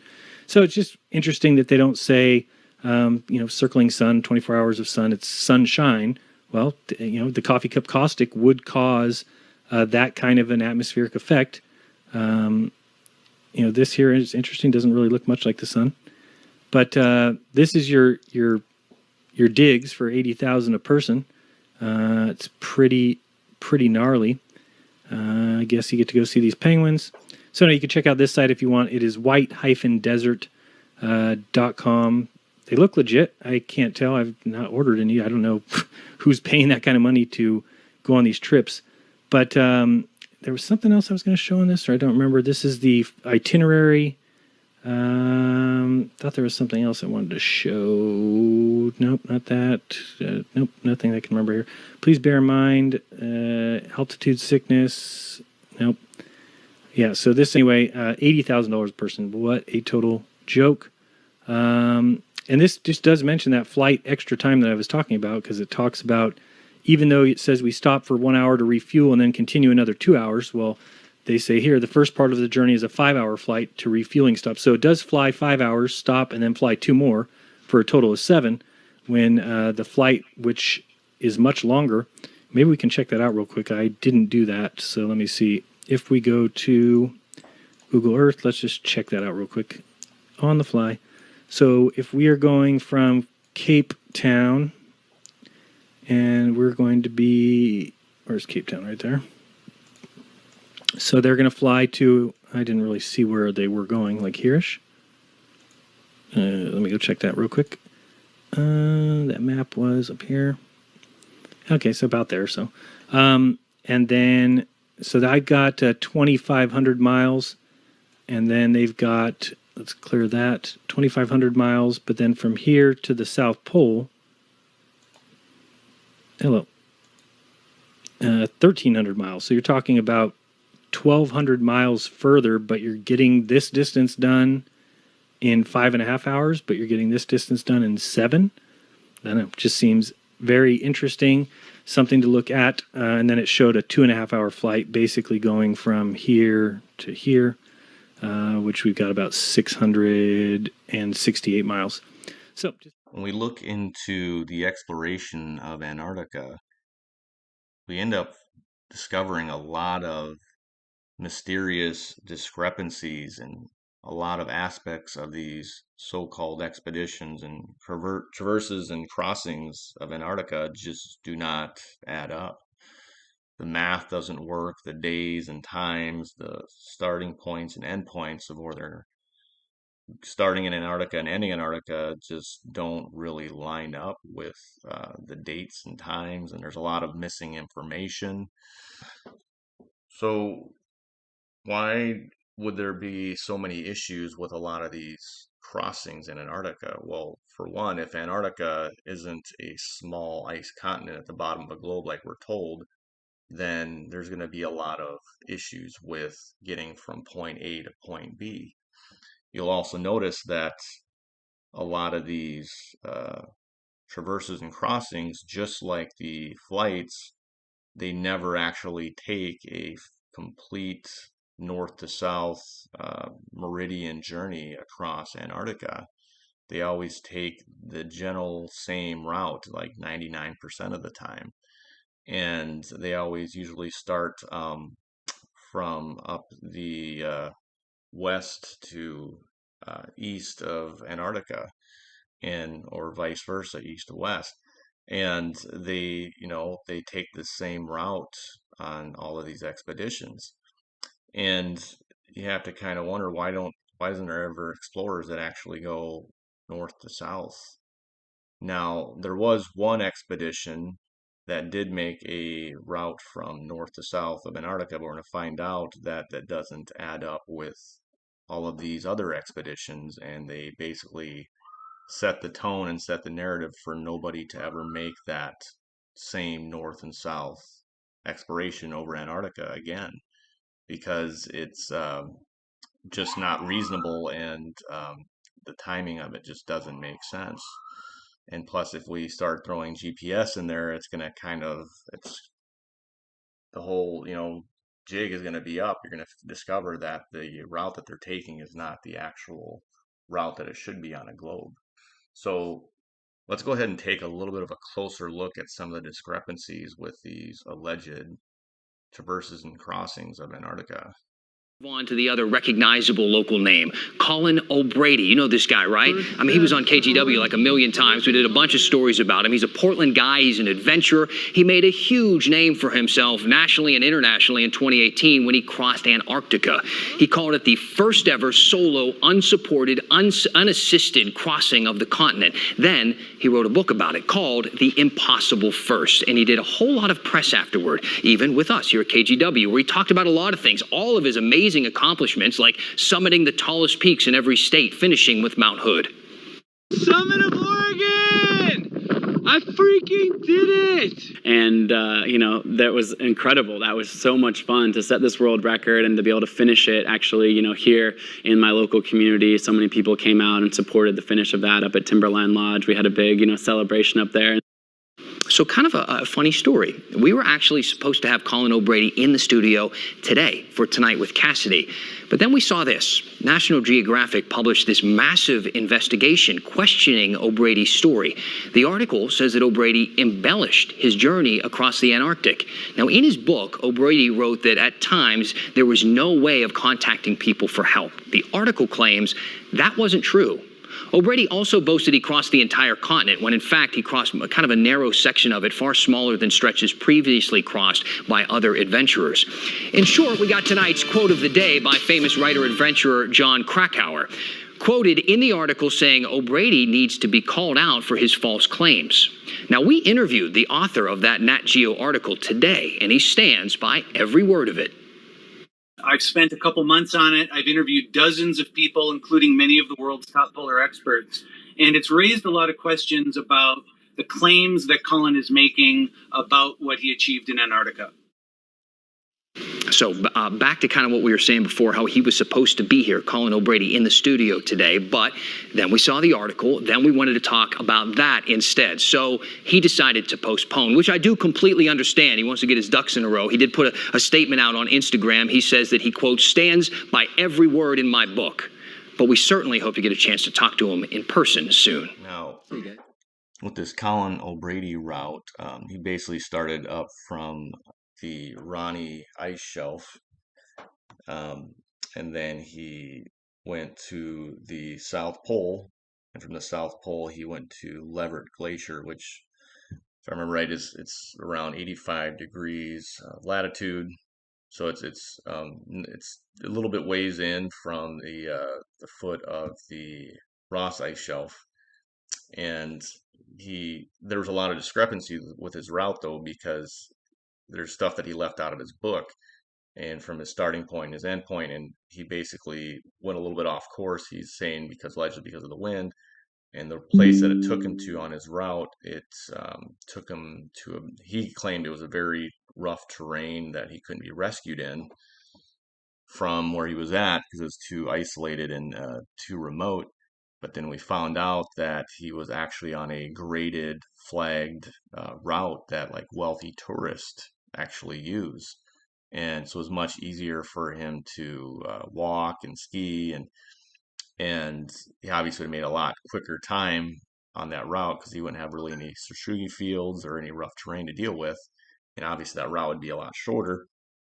But we can see here from the route he would have taken, he would have started up by the Ronnie ice shelf, and he would have went down to the South Pole. And obviously that first leg is always shorter to the South Pole with a lot of these expeditions, and it's the way it's set up.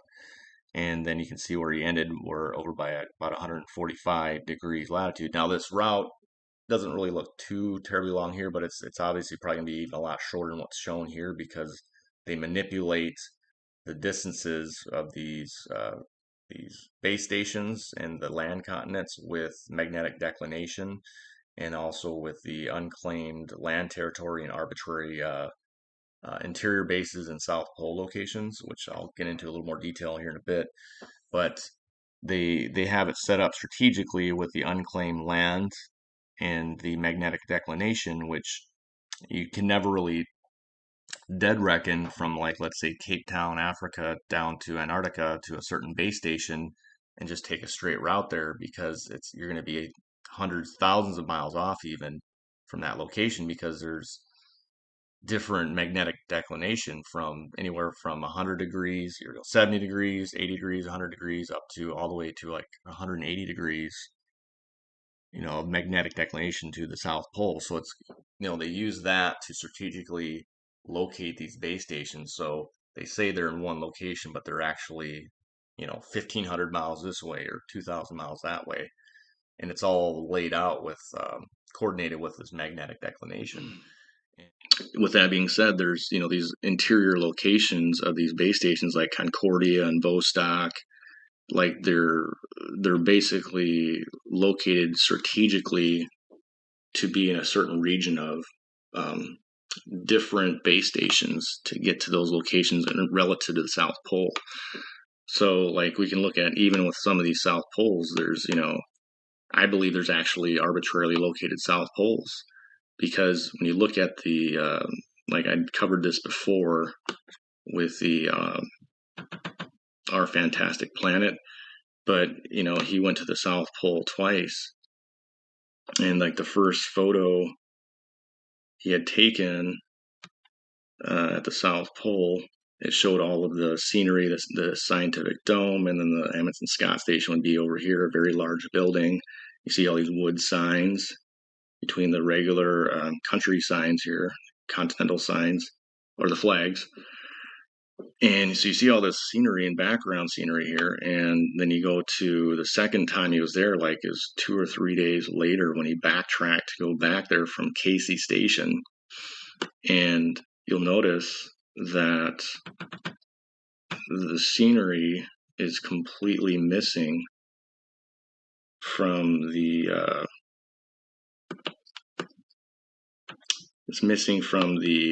what we're looking at here on the South Pole. All the scenery is missing in the background. You don't see that same scientific dome. You don't see the Amundsen Scott Station. You don't see those wood signs. Like those would be pretty obvious. You would see those, and this is like a 180-degree perspective, of what he's looking at.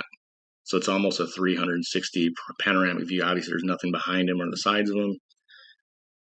And then not only that, but the pole is painted differently.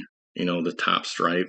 Obviously, we're looking at it from the other side now, but even then, like this diagonal here would be the same height on this side here, and then the top, this second stripe from the bottom is like almost a foot taller than what it would be. It'd have to be this one here, because it can't be this one, because this one would be 7 to 8 inches in the snow. So whether or not they had a bad winter storm and they got a lot of snow, who knows? But that wouldn't change the fact that this top stripe is different. And I don't think they would get a foot of snow in just a matter of a few days. Plus, the snow is all compacted down, like there's a lot of foot traffic. So a lot of evidence that it's a whole different South Pole. There's no scenery in the background. It's completely empty. It's like he's in the middle of nowhere. It's a different painted pole. And then there's also an article in there in the book that says that none of the quote-unquote Americans from the Amundsen Scott Station would actually meet him when he got there. Like he's literally right outside the base station and there's nobody there. Like nobody would come out there to refuel his plane. They wouldn't let him come in to rest. There's no human interaction the whole time he was there. And the reason why I believe on that second trip, he didn't see anybody and he was at a different South Pole. And the reason for that is because he's up here. So he's, if he's trying to go south to the South Pole, quote unquote, South Pole again from the other side of the world, he can't go to the actual Amundsen Scott that's down here at the other quote unquote South Pole. So they have an arbitrarily located South Pole up here. And to me, that's pretty, objective, conclusive evidence that that's the case. I mean, it's a whole different South Pole, and there's literally no scenery around them in a 360-degree view, and there's no other humans there. There's no other people there.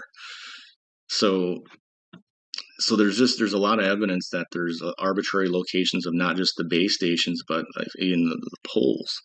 And then you have this unclaimed land territory.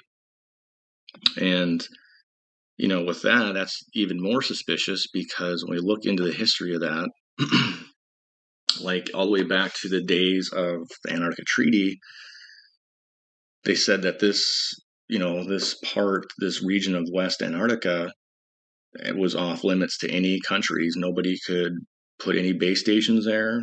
They couldn't put any kind of nobody could have any kind of ownership in that area of Antarctica. And the history of it's even kind of suspicious when you look into it. They call it Marie Birdland, which is the title given by Admiral Byrd. But it's, when you even look at it, it's not really like, there's really no legitimate reason why it's off limits. Like, nobody can inhabit it. They can't put base stations there. They won't give any reason as to why. The whole thing is just mysterious. But when you actually look into it, like from the overall scheme of things, with all the other manipulation they're doing with these base station locations, it actually makes a lot of sense, because if Antarctica was truly a lot larger than we're told it is, and it's wrapping around the outside, surrounding the Earth, and you try to condense it into this small little ice continent at the bottom, you'd have way too much landmass to condense into this little small continent. And when you're trying to place your base stations around it, you'd have too much landmass. So once you have too many base stations that are close to each other all the way around, once you start flying out or flying into these base stations from these other land masses, the continents, you're going to start noticing the distances aren't matching up relative from where you're flying in from. That's why there's very limited areas to fly from. You can fly out of Cape Town. Then there's the McMurdo one. They fly from a lot of the scientific research flies out of, I believe it's California to New Zealand, and then New Zealand to McMurdo. And then obviously the South Pole expeditions, they can only go from Punta Arenas down to the South Pole. But they don't ever take any South Pole expeditions from Australia or New Zealand up to Casey Station or Mawson Station and then to the South Pole. It doesn't exist. There's no tourism up there. There's no South Pole expedition tourism, because they can't do it. You can't, because the actual South Pole that they travel to is on the other side of the world. It goes back to that arbitrarily located South Pole I was talking about earlier. So with that being said, if you had all this extra landmass, what you would have to do is you would have to remove a slice of the pie of all this spherical excess. You'd have to cut that out, and you'd have to remove all that extra land, because you have too much extra land to fit all the way around in this little ice continent. And that's where they implement this unclaimed land here. I believe that these distances, and I'm going to actually show you a flight that goes from Cape Town for these Antarctica expeditions, a flight that goes from Cape Town to Novo Runway, and it's like over 6 hours long, that I found in a document from the Rune Geldis expedition.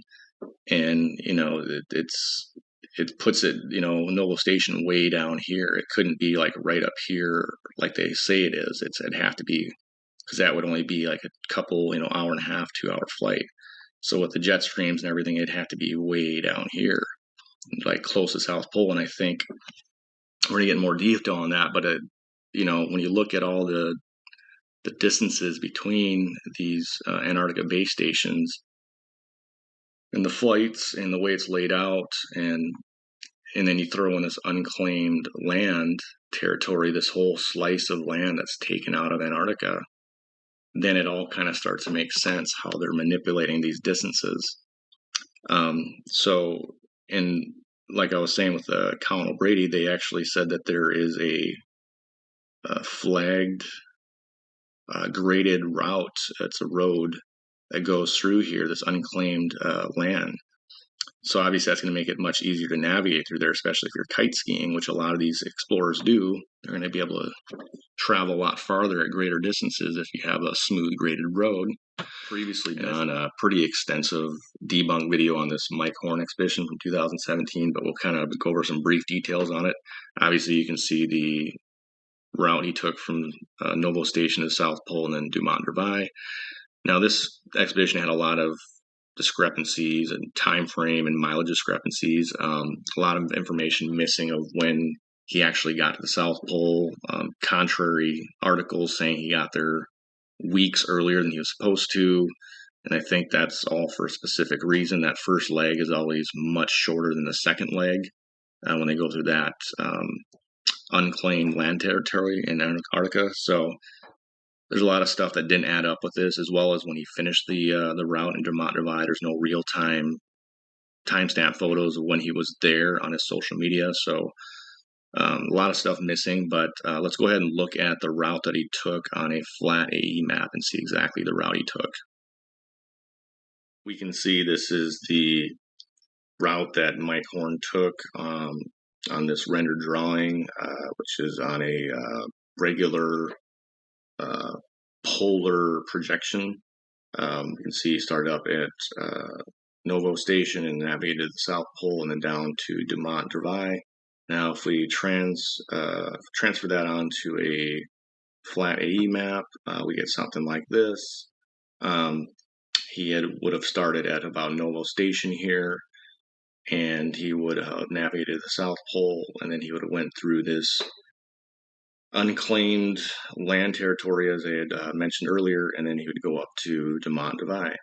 Now, this is where, again, I believe they're using this. They're cutting a large area of landmass out of this region of Antarctica, and this is, like I said, this could be thousands, if not several thousands of miles that are missing, and they're basically just orienting the base stations closer to Africa and to Australia. They're changing the orientation of them with magnetic declination to drastically shorten this distance with this unclaimed land territory.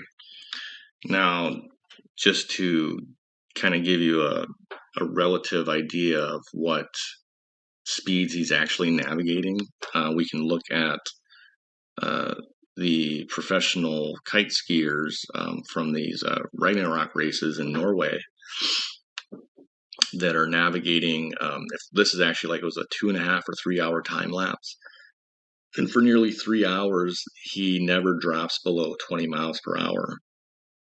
It's like the whole race for 3 hours, and he actually gets up to almost 45 miles per hour several times. And you can look, he's relatively he's going the same speed as Mike Horn is on this plateau. So Mike Horn is navigating for 14 hours a day, traveling a minimum of like 20 miles per hour and upwards to 30 to 35 miles per hour for 14 hours a day. Now, when you take that into the overall length of his trip, now his trip was claimed to be 57 days long. Now, just to steel man this argument from like the globe perspective, we can look at what he actually really navigated, because there's 11 days when he was climbing the plateau. So obviously he's not going to be navigating that far over those 11 days. So that drops us down about 46 days. And then if you go to his social media, there was, I think, 4 days where he rested and he bunkered down because the weather was too bad to navigate. This was per his Facebook and Instagram. So it takes us down to about 42 days. And then he had about, we'll say there was like 2 or 3 days where he only navigated 10 miles or less. So we'll just say 40 days of him actually navigating at 20 miles per hour. So if we take that at 14 hours a day times 20 miles per hour, that's 280 miles a day. And we can take that over the course of 40 days. That's 11,200 miles that he would be navigating, when the trip from Novo Station to across the edge of the other side of Antarctica to Dumont-Durville is only 3,100 miles. So the math just is not adding up. And the reason why he's navigating, 4 or 5 times farther than they should be is because of these GPS meridian distance corrections that are baked into the GPS he was using with his Iridium satellite phone. And that's why when you figure this all out and you add up the total distance he's navigating at the end, he's coming out to an average speed of like 3 to 3.5 miles per hour, which is like walking speed, which would be impossible because he's kite skiing the entire time across Antarctica, traveling nearly 20 miles per hour for 14 hours a day. So the math just doesn't add up. So he's navigating much farther, like I said, almost, over 11,000 miles. So it just doesn't add up. And the reason for that is, again, because of these GPS meridian distance corrections. These are the same built-in GPS meridian distance corrections that I had referred to previously in several other videos that were cited in the physics paper, The GPS and the Constant Velocity of Light by physicist Paul Marmot, that was discovered by physicists and GPS engineers decades ago. Now these GPS meridian distance corrections are built in between the meridian lines to correct for the longer distances below the equator and spherical excess below the equator.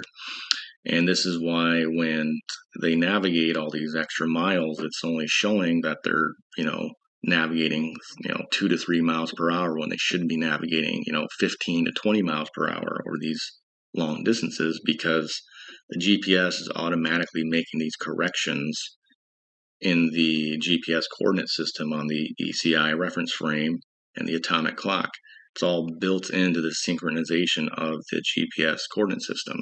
So it's always going to correct for the distance that they should be navigating on a globe assumption, when in reality they're navigating much more greater distance, many more thousands of miles than what they're allegedly navigating. So it's all built into the GPS coordinate system. And that is why they're covering much greater distances when they're navigating on these Antarctica expeditions. Now, this is the 1989-1990 International Trans-Antarctica Expedition. Now, this expedition was the first expedition to have claimed to traverse and cross Antarctica from north to south. And I actually did a more extensive debunk video on this with, a lot more details, but we'll just kind of briefly go over the main talking points on this. But there was a lot of discrepancies with the time of it and the dates and the distance covered. It just doesn't even remotely line up with any of the other expeditions. If Antarctica is truly just a small little ice continent at the bottom of the globe. But we can see the route that they took. They started from the Antarctica Peninsula, and then they navigated all the way down to the South Pole, and then they continued from the South Pole to one of the Russian base stations on the other side of Antarctica. Now, once they got past the South Pole, they actually met up with some Russian explorers that had motorized transportation, and they kind of followed in the wake of these Russian and the Russian vehicles. So they had a lot smoother routes to follow on that second leg. So in theory, they should have gone a lot quicker on that second leg to get to the other Russian station on the other side. But this overall route, it took them 220 days to complete this navigation, over 7 months, which none of these other expeditions usually take more than like 2 months, 3 months tops. So, and you can see, they generally, they would have started, at the peninsula and then navigated to the South Pole, and then they would have skirted along the coastline with their magnetic declination. They would have told them to follow this coastline, which is why it took them so much longer, like 5 months longer to navigate than any of these other expeditions. Now, this may not be completely accurate because we don't know where these base stations are actually located with the magnetic declination and the orientation relative to the land masses. But they obviously would have had a lot longer route. And we can take Mike Horn's route, for example, here, when he went from Novo Station to Drummond-Drevai.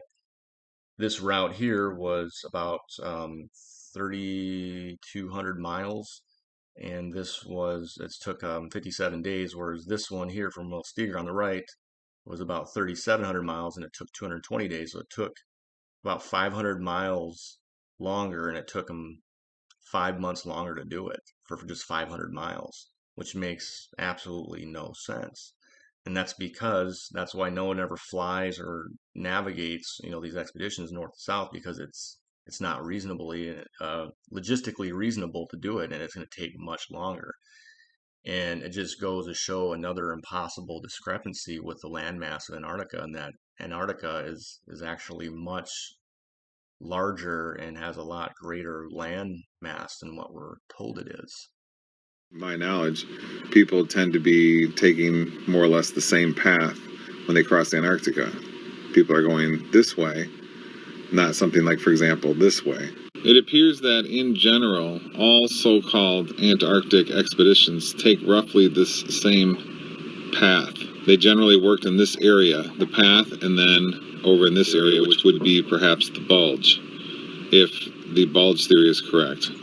If the continent theory is correct, such as the Jerusalem map involves, then if a different trajectory was taken and somebody ended up, for example, over here, they would be in a location that virtually and nearly no people have ever been to.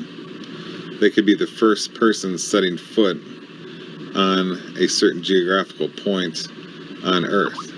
According to the academic and heliocentric mainstream ideas of Earth and history and science and so forth.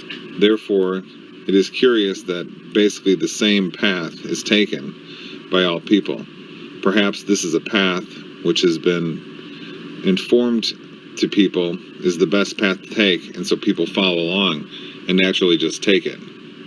Otherwise, we are left to believe that virtually no people on Earth, except perhaps a few government officials here and there, can claim to have been in other parts of Antarctica, and therefore virtually nothing is known about it, such as if it is part of an ice wall or part of a continent which is not where it is believed to be on a globe planet, and is situated, for example, where it is placed in the Jerusalem map. I'm sure there are examples of people who have said they have taken very different trajectories than the common paths taken in the map you are seeing here. But the point is, we are talking about an astonishingly small amount of people, if any. There should be vast amounts of Antarctica, according to the standard idea of what Antarctica is, according to the heliocentric model, where literally nobody has ever walked. So astonishingly little is known about Antarctica. It could be very easily faked to be something quite different than what we're told it is by the professional academic, professional science view according to the globe of the heliocentric model. Things could be quite easily covered up due to the fact that such an astonishingly few amount of people have been into the interior in crossing Antarctica, and far, far fewer yet have been to the remotest locations, which is the bulk of the so-called continent that we're discussing here. It is difficult to say that Antarctica doesn't exist, and therefore that is not the position held by Zeteticism.com at the moment, given all the records of people seeing it and flying over it. However, it's a very small leap in logic to say that Antarctica is very different than what we're told it is, such as being in accord with the bulge theory or the continent theory according to the Jerusalem map, oriented in the way you are seeing in your screen now. One could travel to and from various places on the coast of Antarctica from the continents and the Earth plane and not have any idea that they're not traveling on a heliocentric ball. Here is an example of an expedition that purports to have gone a very different route, ending up somewhere in this region over here. They were purported to have been returned on a Soviet ship called the Professor Zubov, according to Wikipedia's 1990 International Trans-Antarctic Expedition entry. Notice in that entry right here, it says, "No one has ever tried a polar crossing of such length. It is unlikely anyone ever will again." So as was just said a moment ago, virtually nothing is known about parts of Antarctica outside of this common paths region that we've been discussing. Apparently, if the Professor Zubov boat is a government boat, then the return of these people that made this expedition would be in the hands of government, and therefore would be back to the original problem, which is that governments are the ones, an astonishingly few amount of people in governments are the ones who know about these remote parts of Antarctica, and virtually no theoretical or empirical information of any sort exists from them outside of agencies such as NASA and other government agencies. So in summary, the idea of Antarctic expeditions is not in any way problematical for the zetetic model of Earth.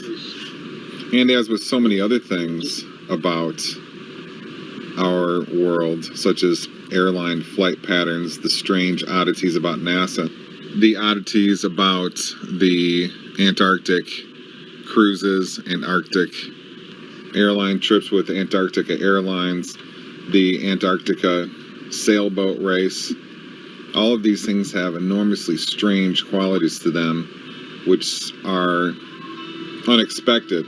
For example, the Antarctic boat race, only a few people have ever done it. Some of the same people do it every year, and they never get very close to Antarctica, as the GeoShifter YouTube channel has pointed out.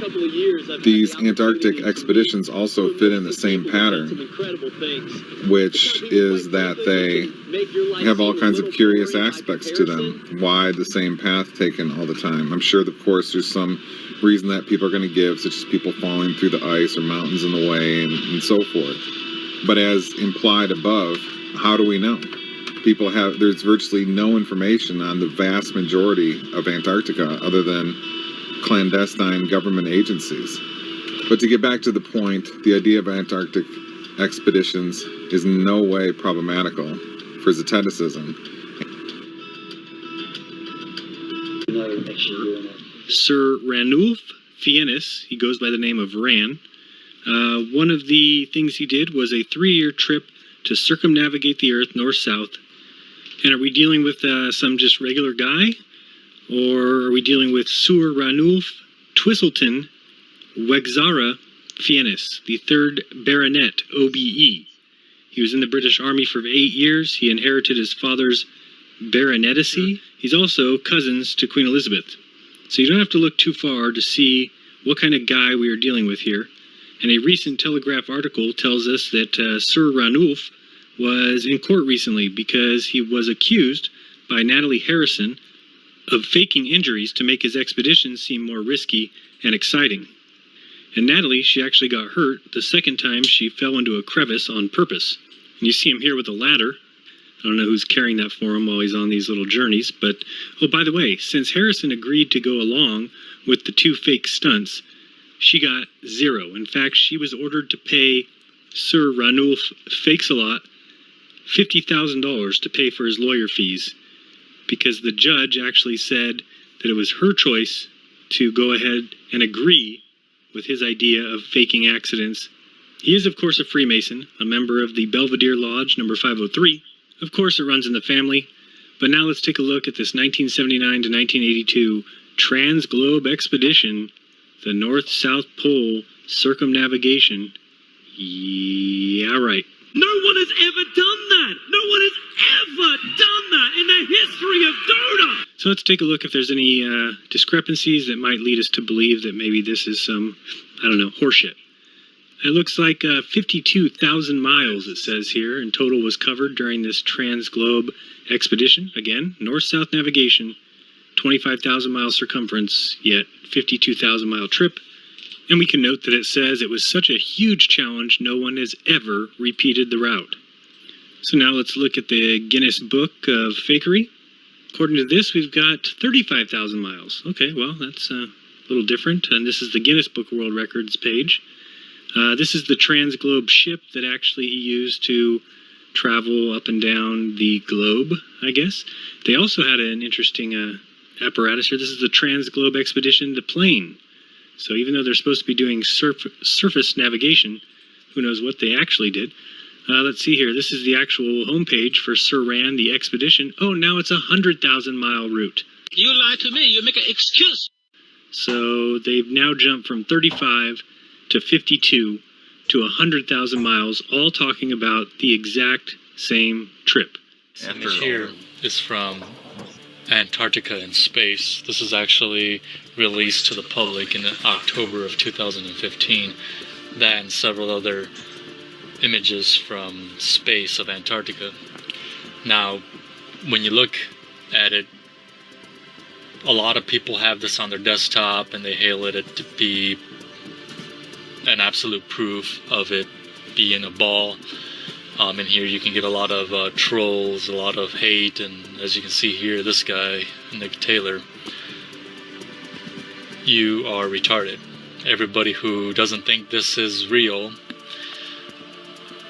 this person here wants to tell you that you are retarded. So what I'm going to do is I'm going to go to the actual file where they got this from.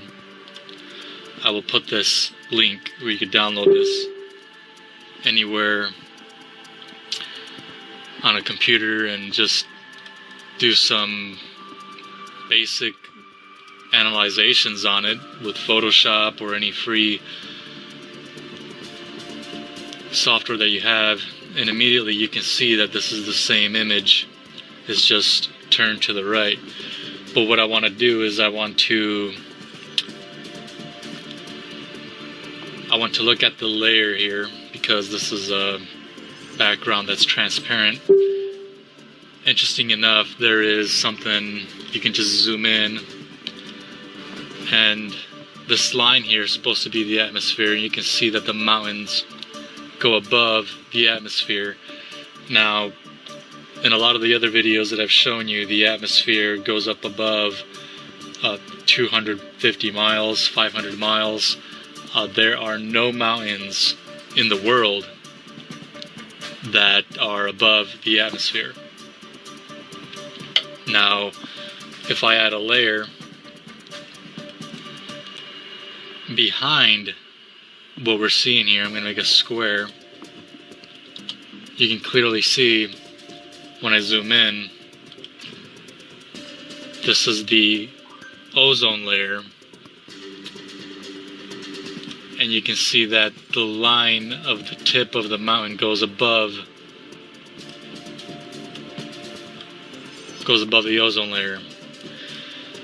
Nowhere on Earth are there any mountains that go above the ozone layer. Now what I'm going to do is I'm going to just extend this out a little bit so I can show you everything that it has. Right here you can see everything. Now, with this in the background, you can zoom in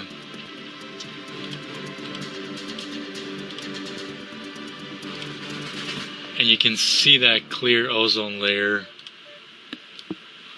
more fully, and just go around with the hand tool and start looking at all these computer generated mountains. Now remember that guy in those comments, there's many of them. You can see here the transparency. Look at all the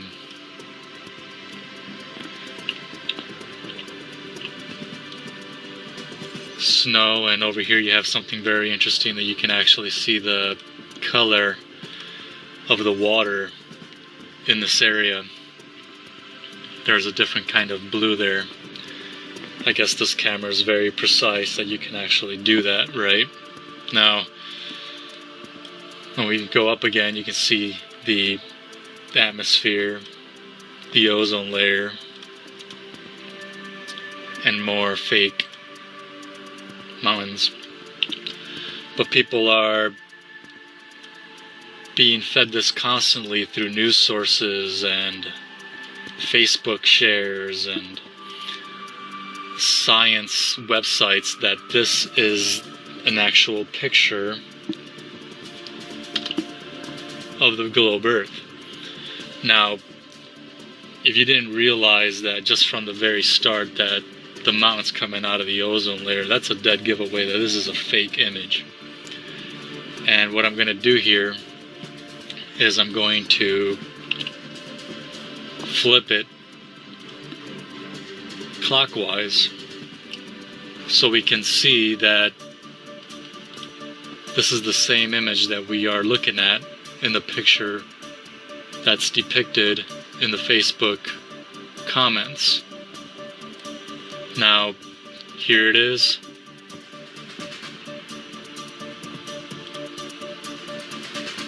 So there's the Facebook comment, picture, article, whatever you want to call it, the post. Sorry about that. And they also brought out more the ozone layer of the globe, maybe with a different background gradient adding to it. So this is the same exact image. You can clearly see that it's the same one. We have the same mountain range here from South America, right there, and right over here. And I will also show you that the majority, when you type in Antarctica from space, you're going to see a lot of computer-generated images. And here's some more.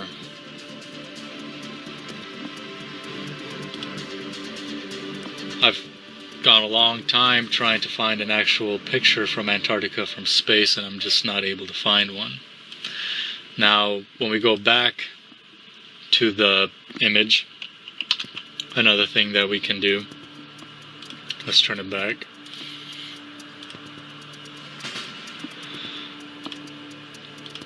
We can go to the levels. We can see where the light on this image was actually added.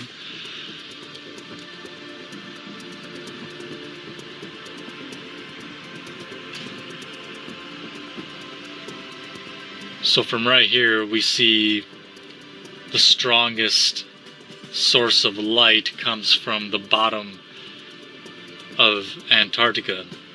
That would be another way of showing that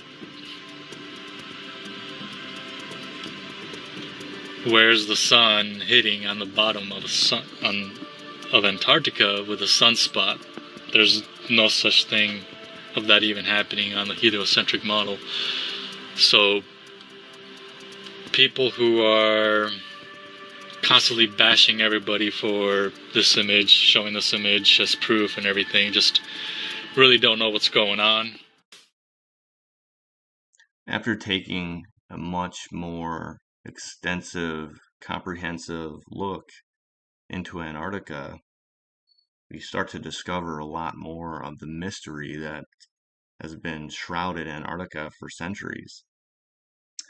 You know, from the very early days of historical exploration in Antarctica, from the age of discovery up until the earliest 20th century, we found that there's a lot of mysterious and suspicious coincidences. And at some point, you start to look at all these coincidences and start to speculate, like, why is there so much discrepancies with Antarctica, with the distance to cross it, the fact that nobody ever flies across Antarctica. It's never been done in aviation history. You know, why does it take, almost 3 months to navigate around Antarctica? Why do they have to sail, to the left of Antarctica when they're following the coastline of Antarctica? Why is there all these different discrepancies with locations of some of these base stations and distances? Why is there all these different, issues with Antarctica? The more you look into the background history of Freemasonry in Antarctica and all of the different suspicious coincidences with the Freemasons' symbology in Antarctica, it starts to, the coincidences really start to pile up. At some point, when is enough coincidences enough? Like, when is there too many coincidences to where maybe Antarctica isn't what we're actually told it truly is? And with the fact that there's an Antarctica treaty that's been in place for nearly 70 years that the entire world agrees upon, it just adds more to the speculation of Antarctica, and it just makes us want to further look into it and find out what truly is going on down there. And until the time comes when there is no Antarctica treaty, whether that's in the near future or 50 years later, we'll never actually be able to validate or verify any of these claims or any of this mysterious, suspicious coincidences in Antarctica for ourselves. But until then, Antarctica will always remain one of the most wondrous, mysterious, and majestic wonders of the world.